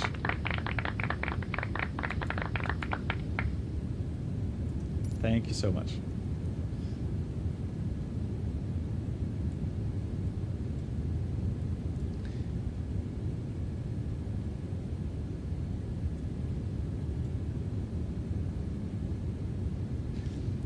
There's with the flat directors in the center stay dead center. The autopilot is really accurate, unlike the horizon. Well, I mean, yeah, but you know, it's a freeware mod, so I'm grateful that people are spending time in their free time to make this better. And I don't have, you know, huge expectations regarding 100% accuracy.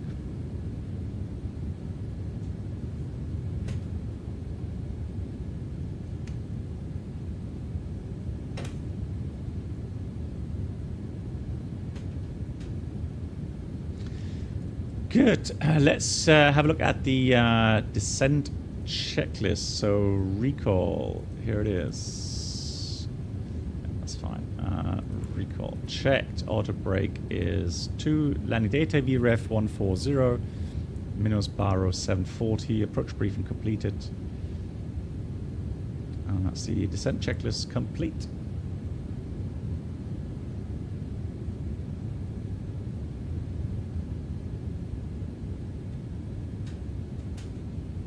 Yeah, it'll be interesting to see how the Horizon flies the approach today. But I think it'll do quite nicely, so have high expectations.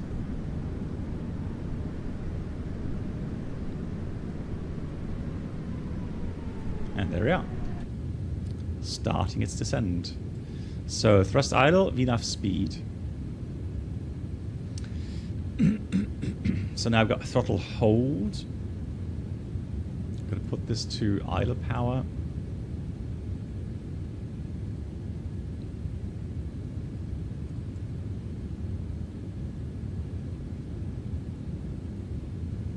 So let's see how this works out, because we may need to have a little bit of speed brakes from time to time.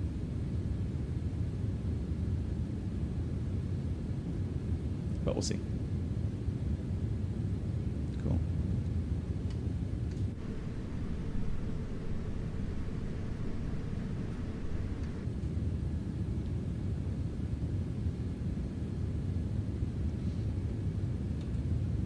So quite exotic destinations today, right? We've been to India, now we're in Australia. And on Wednesday, the first flight will do a flight from Miami to St. Martin in the 777 PVG.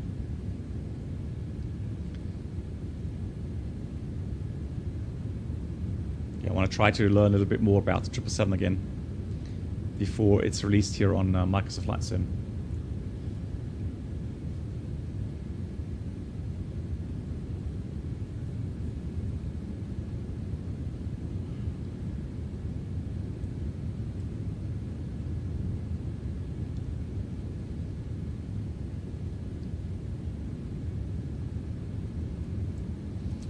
Oh, got my voice. So that circle there.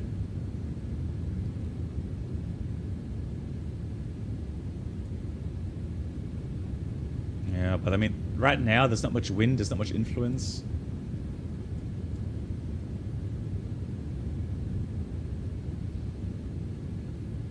What do you mean, Miami, St. Martin, a common route?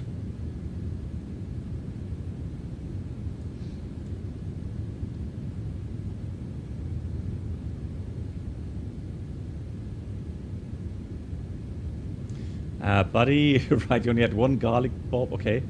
I'm now planning all my trips this year. One small holiday Iberia via Madrid to, what's Gran Canaria? Surprise. San Diego, really? San Diego. Nice.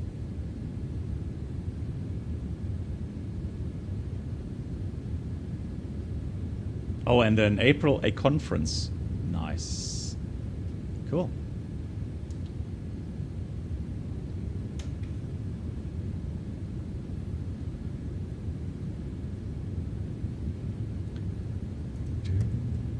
So now we're getting a little bit too high.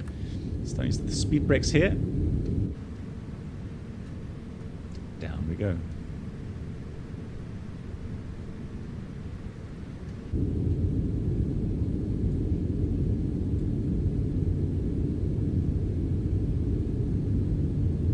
Oh, really, Steve? You hung onto the fence? Seriously? When I see that, I'm like, guys, you're living so dangerously.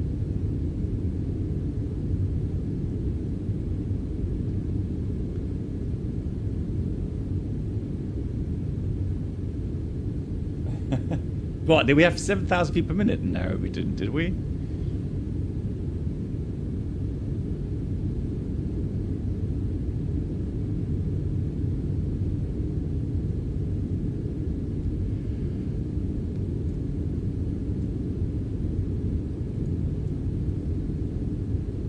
Oh, the overlay, okay.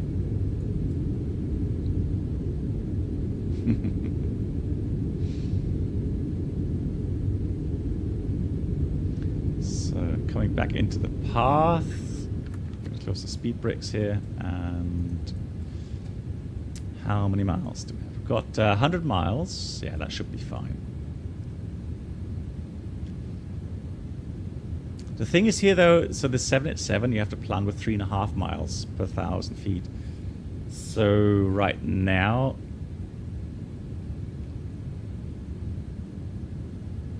that's more like, yeah, 100 miles at least. 90, 95 miles. Yeah.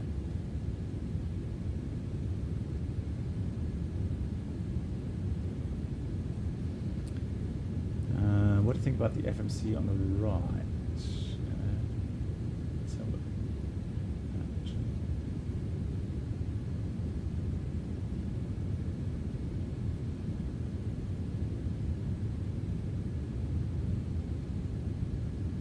Oh, hang on. That's a touch screen, right? Yeah, I just realized. So that's not a physical, and that's a touch screen. Lol. Yeah, but I mean, does that give you kind of feedback when you hit those buttons? Because, you know, kind of missing that haptic feedback, don't you? That's weird.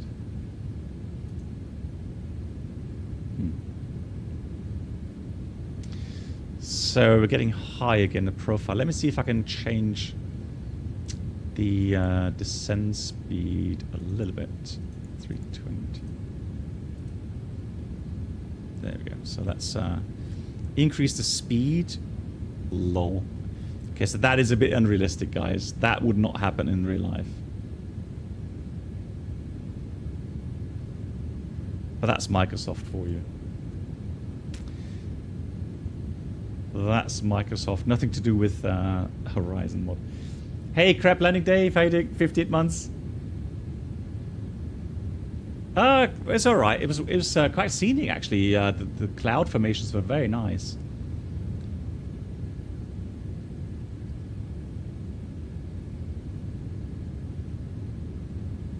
Pipe? Question mark. Now that was, yeah. I've not had a smoke for ages. Yeah. But that was more like Ted Barker that that used to smoke pike. Yeah. So Kraplin Dave, thank you so much. I hope you're doing well. What have you been up to lately? You type, I watch.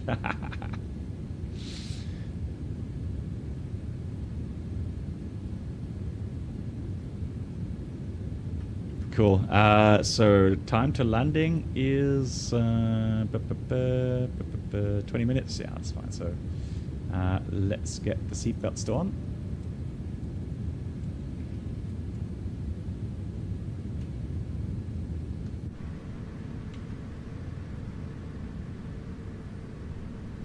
Beautiful.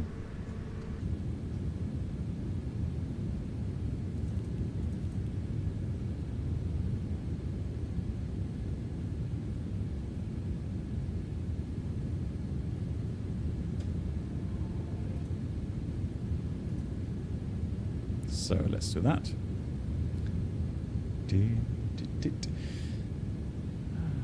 Yeah, we're right with the profile again. Just a tad low, actually. So I'm going to try to tell you what we'll do. Let's dial in 3,500 initially. We're on VNAV speed or VNAV path. So as long as we're in VNAV speed or VNAV path, we can dial it down to the lowest initial altitude. So 3,500. And if for some reason it falls out of VNAV mode, then we have to dial in these limitations. So each of these waypoint limitations manually. It should have. It should have. Yeah, I've wondered that as well. Why we're not getting a range here.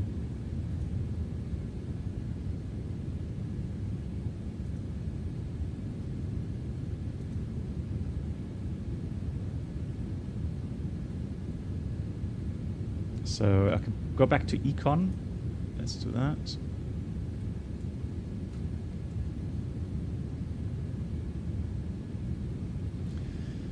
Alex, the reason why the air quality will be a little bit cleaner on average in the 787 is because the bleed air doesn't come from the engines.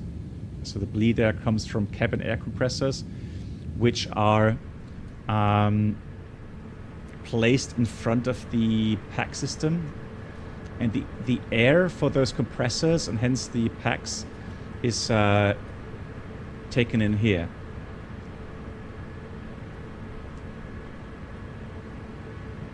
So that's the air inlet for the cabin air compressors, and so yeah, you're not going to find any oil contamination in that. And the cabin altitude in cruise is only at 6,000 feet instead of 8,000 feet compared to other aircraft. Why is it switching? Wait, what's it doing now? So I'm going to go with selected speed here. So 280 initially. And then we're going to switch to local altimeter. And altimeter is 1007.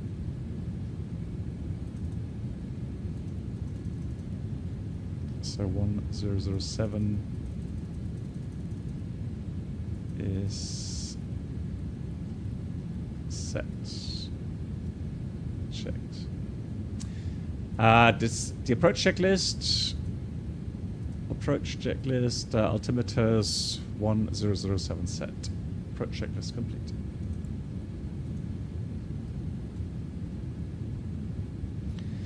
So it should maintain 8,000 unless it says below. No.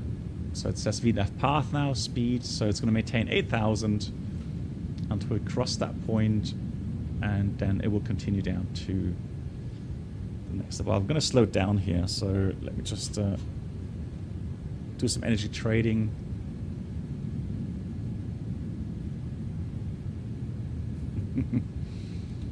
Yeah, what's it doing now is also applicable to Boeing. Amazing. Cool. 8,000, maintaining. And like I said, we want to make sure that we have at least flaps 5, maybe flaps 10. Turning on to final approach there. So 3.5, and all the way to this waypoint, max 200, and then that's the radius to fix arc. And then we'll have 2.5, 1900. Yeah, we'll use VNAV for that. The Boeing aircraft, so 787, and I think the 777 as well, has the little nasty thing that if you select VNAV, so let's say you were in flight level change or vertical speed, and you have an open speed window, if you switch back to VNAV, and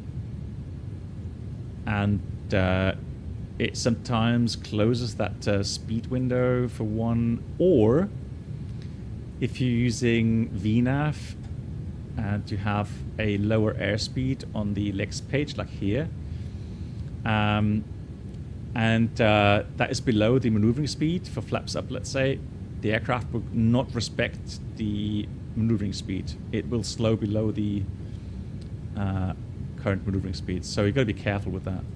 I'm just seeing that it's got 200 in there, so I'm going to put 160, 3,500 there.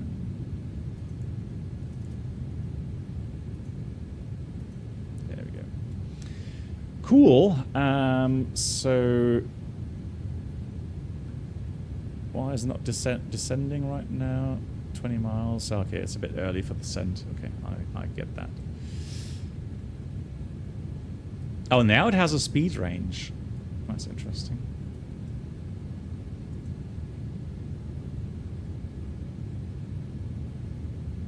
But I'm concerned I'm not seeing a descent.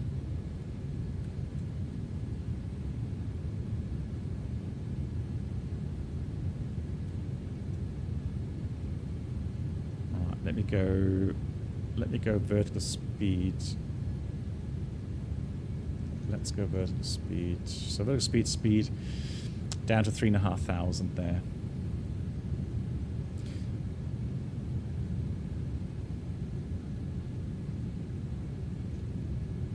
So again, the mini FCU does work with the profile for the horizon.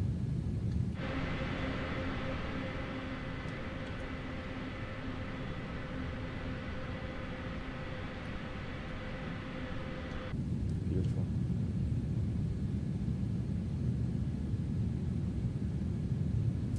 No, so the yoke, so the real aircraft, yeah, the yoke moves, autopilot engaged.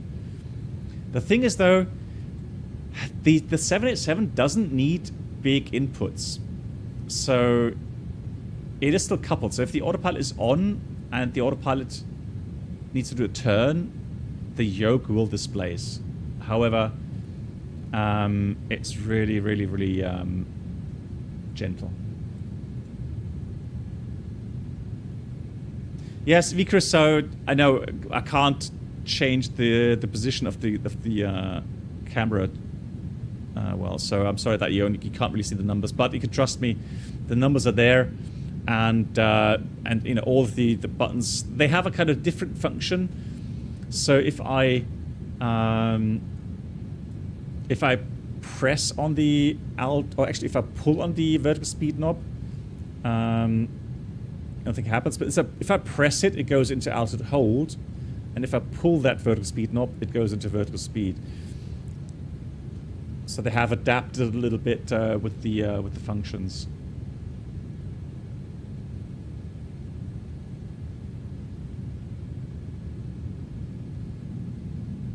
Okay, I mean, I could try to see if I can adjust the brightness a bit. Hold on. So I should be able to.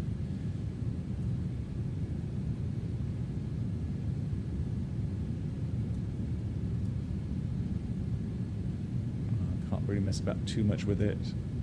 Brightness. Yeah, you're not gonna be able to see the numbers anyhow.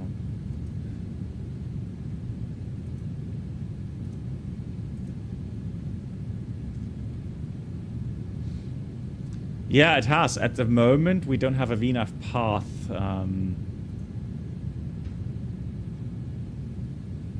But we are in descent mode, so...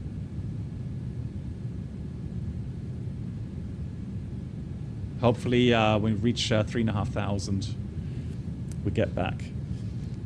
Cool, so start slowing down here. I want to be flaps 5 at Lavup.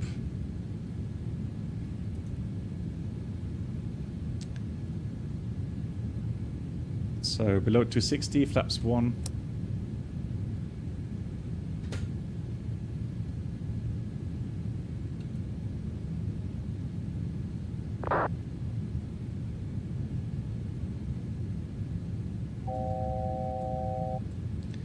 Yep, 3,500.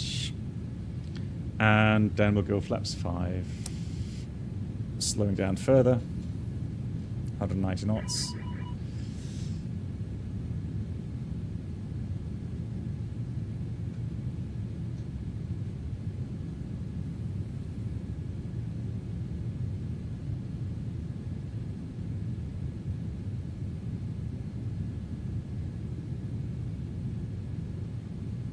Oh yeah. Yeah, 747 MD-11 KLM. That was lekker. Right, beautiful as we get to the coastline here.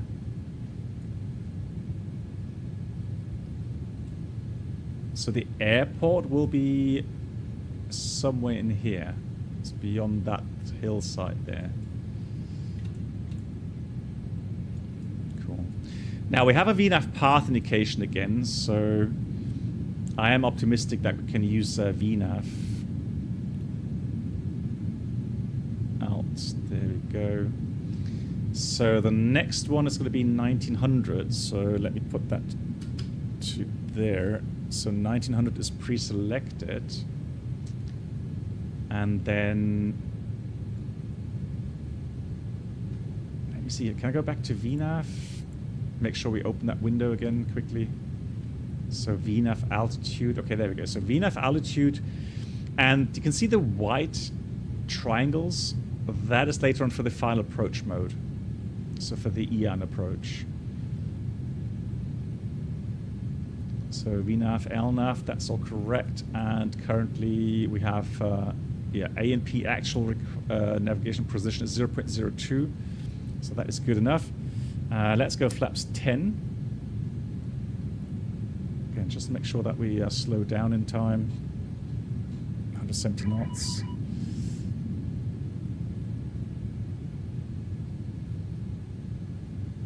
Oh, hang on. It's the... Oh, that's the next ridge line then. My bad.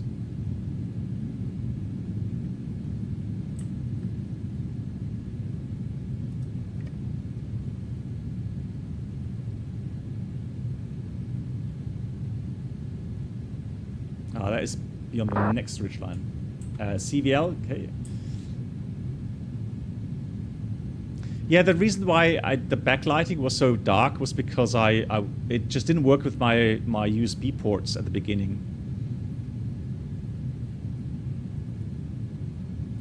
Good, so it should leave 3.5 at Charlie Sierra 531. So full concentration now. Make sure that it does descend. Landing lights, you are correct. Thank you. Do those on as well straight away. So.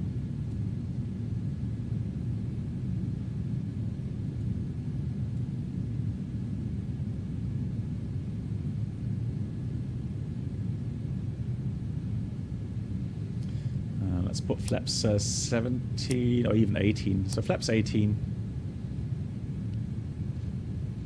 18 speed set. And again, that's just to add drag.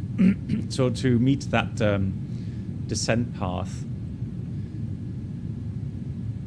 It's 2.9, so it's not too steep.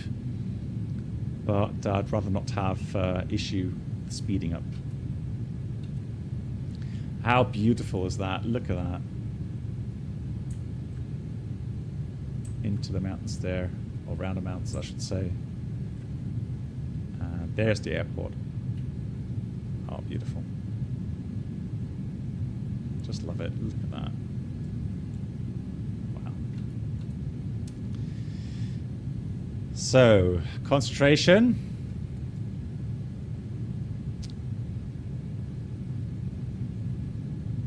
Although, why is it showing VNAV out?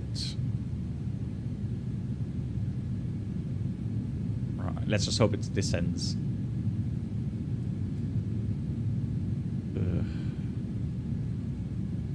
So that's about 5 miles.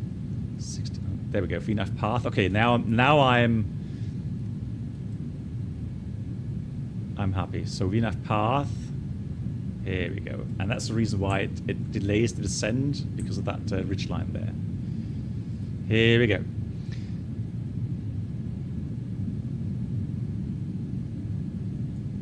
Now we have that white triangle again. 2500. Is checked. There's the airport. So it's slowing down nicely. Here comes gear.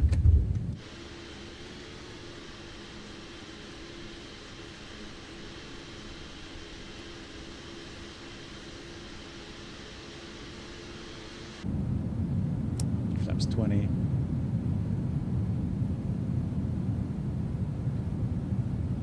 Speed set.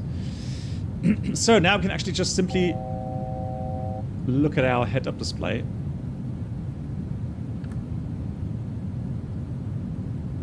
Speed brakes armed. And now I'm going to press the approach button on the FCU. There it is. Approach is armed. So we got FAC, glide path armed. FAC is coming in, so that should be capturing any second now. And glide path should be captured as well. There we go. FAC glide path is captured. Missed approach altitude was 6,300. No, 6,800. So I'm going to put 6,800. Missed approach set. Flaps 30.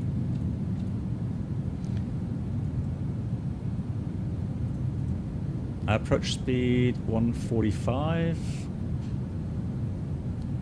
Not much wind. Good. So now, here is the cool thing. Well, let's just quickly read the checklist. So, landing checklist complete. Landing checklist complete. Sync up the heading buck. There we go. And now, we're just going to monitor everything through the head-up display. So, what we can see now is the path laterally, vertically. And here's the 3-degree descent profile line. That will intersect normally with the touchdown zone. So all you have to do now is make sure that the flight path symbol is on the touchdown zone.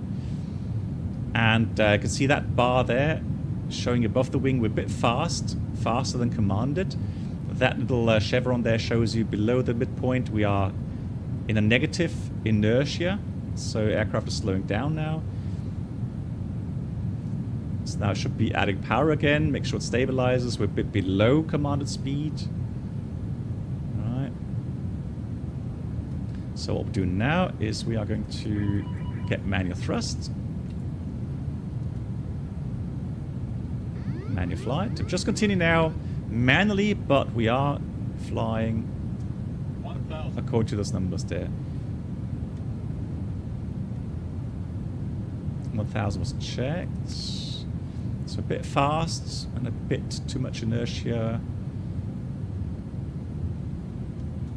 So the flight path indicator is showing us we should be descending a bit faster. So I'm trying to match that. Continue.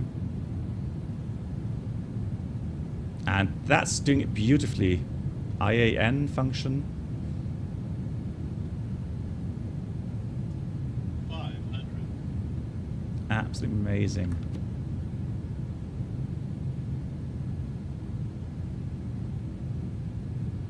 So careful now.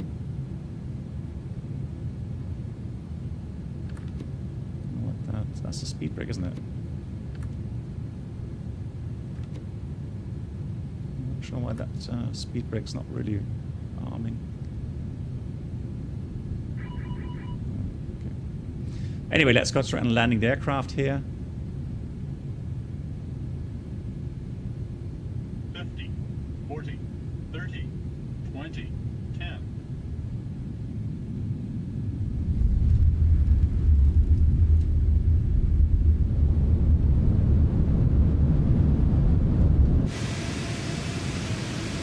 Speed brakes up, reverse as normal.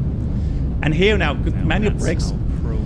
So now we got manual brakes, and that shows you the deceleration rate that you're applying through the pedals. So if I want to have deceleration 2, a bit late.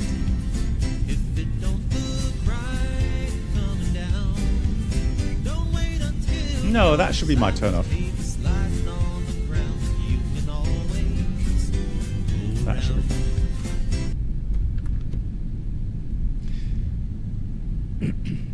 Yeah, so the thing is, deceleration with the auto brakes is actually too strong. Yeah, so they should be able to, or should fix it at some point.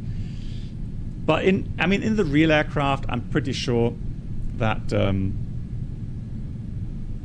you would have that matchup.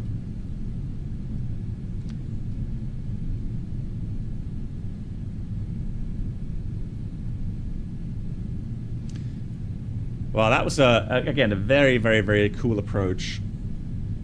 And it did that really nicely.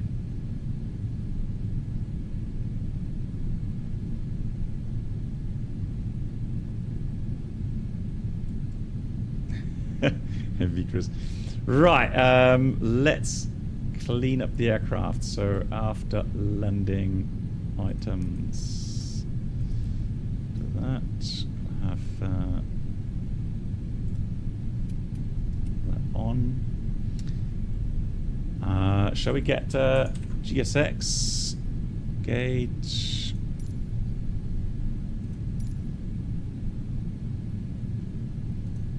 Just gonna stop here. So traffic terrain goes off on both sides. Flaps are speed brake disarmed. Auto brake is off. Strobe lights go off. TCAS goes to transponder. APU is starting. Nice. So where's my follow me? Where is he? Oh, there he is. Hello, hello.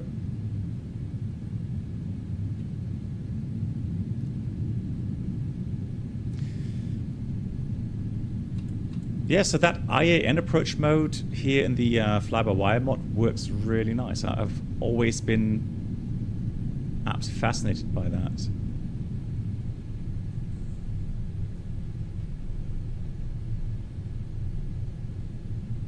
What a nice approach.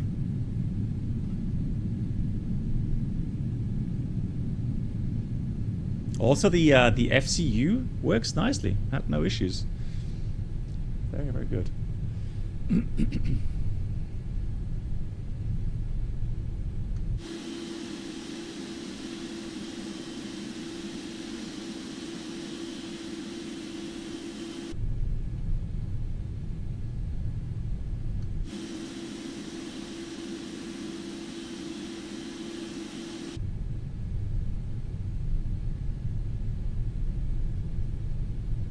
Did I say fly-by-wire mod? Sorry, my brain. I'm sorry, it's getting late. Yeah, of course, a Horizon mod. Yeah. Good God, where's he taking me?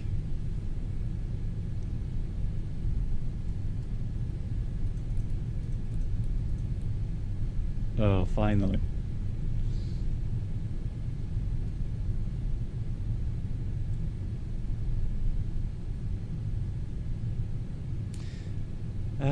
What do you mean visual approaches? So no, so the IAN mode is used for non-precision approaches. So the advantage is that you get pretty much the same indication as on an ILS approach, and you use the same button as well as you know, for the approach mode, just like on the ILS approach.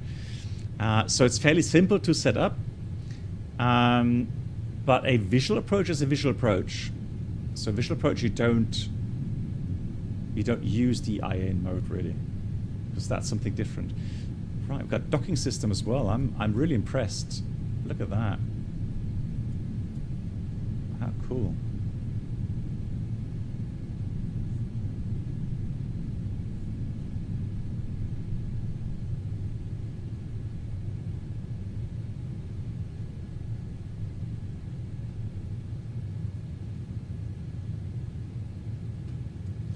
Nice. Excellent. So APU, let's have a look. System status is available. So shutdown items. And we'll take the external power as well.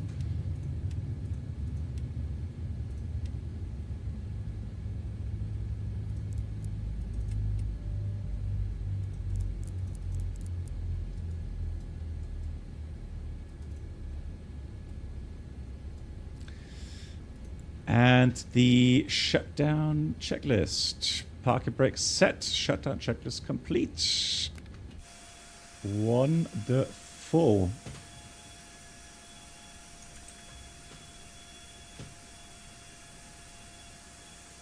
Boarding requested. I don't know if you talked about it already. Have you seen the Tailstruck Air France, 50 Toronto? What? Well, I mean, Tailstrike, yeah. I don't know exactly what caused it in that case, but Tailstrike in these large aircraft, in these long aircraft, is always a risk, right? Usually, you know, a very common, actually flight director should be off as well. It's a very common situation where Tailstrikes happen is in bounced landings. So when you touch down hard, you bounce up, and thrust is at idle, and then the speed brakes come up, and yeah, the pitch goes up as well. So that's why in a bounced landing situation, you're supposed to go around and make sure that you nail the pitch to about 7 degrees. All right, you don't go higher than 7 degrees. And just keep the pitch there until the aircraft accelerates, and then will lift off automatically at that pitch at some point when it's on speed. And then once you start climbing in, that's when you start your normal go-around procedure. But, I mean, it's all theory. I mean, in real life, if you're tired, very challenging, windy, gusty approach, I mean, these things happen. I mean,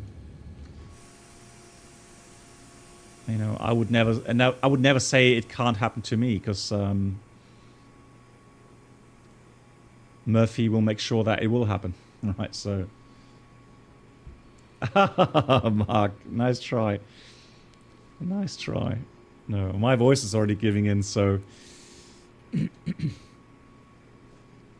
Yeah, I'm surprised. I didn't think the landing was actually that bad, but so the G's app gives me 1.24 G, so a little bit harder than normal. Well, that's settings. I want to have a replay there. So it's nice. It keeps a nice history of all the landings. So my landing rates, look at that. So A300, that's 787, 787, 787, Phoenix, Pilatus, Phoenix. So that was really the worst one up to now. So I've done fairly good landings.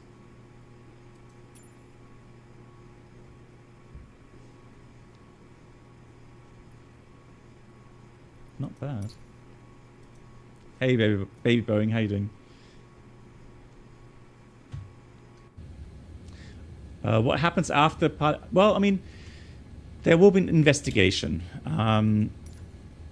However, it depends on the state. So it could very well be that the local authorities require a readout from the voice recorders and the data recorders to investigate. But yeah, I mean, there will be a talk as well regarding, you know, what could have been the cause. Not so much to penalize the pilots, but to have a look if there is something where maybe in order for that to avoid to have that happen again in the future, you know, there may be some additional training requirement, not just for these pilots, but for all the pilots. So again, you know, an investigation is not always there to try to, you know, find out if the pilots did something wrong and then to be prosecuted. It's normally more in the sense having to look if there's anything that can be done to avoid such incidents in the future.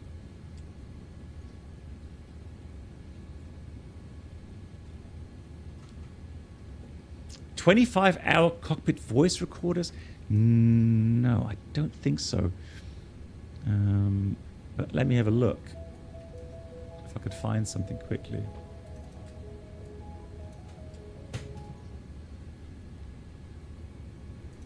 Cairns traffic, good morning. Jetstar 158 is taxiing to runway 33 via Delta, Charlie 2, Bravo 5, holding point, Cairns traffic.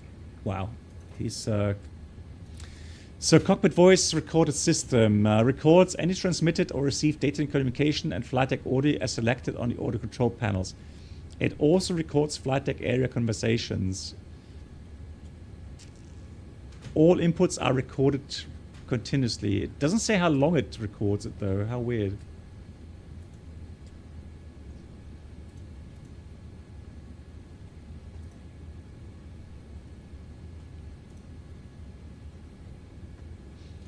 No, just that there's a microphone on top.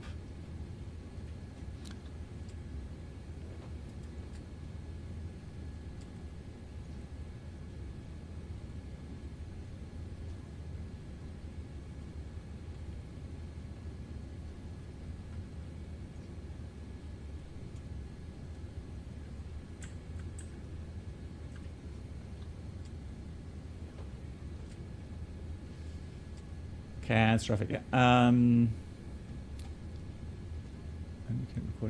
still trying to find if I can.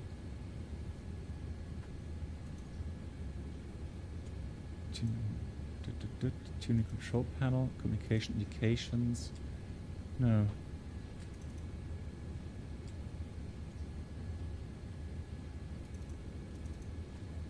Nope.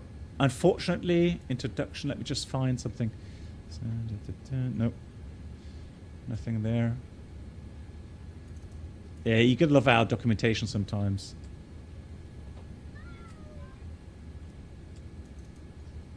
So no, unfortunately I can't tell you. It doesn't say anywhere.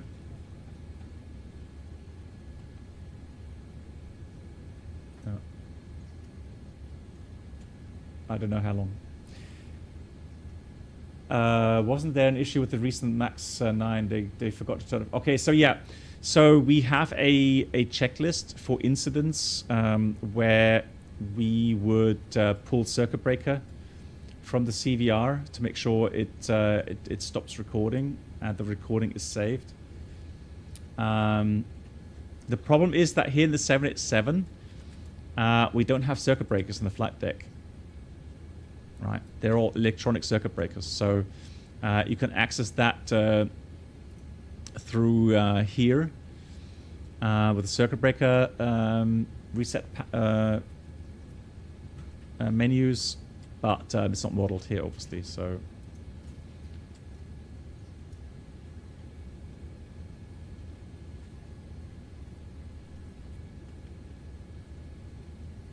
yeah, I think that was correct. Yeah, Stefan. Yeah. Okay, so Bruno.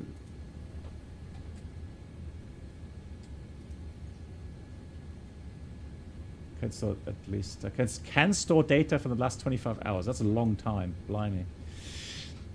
Yeah, I see if I can find something out, Bruno, regarding how long CVR transmissions are saved here. Oh, so EASA airplanes with a maximum takeoff mass of more than 27 tons and manufactured as of January 2021. Minimum CVR recording duration must be 25 hours. Thanks, baby Boeing. Okay, that's cool.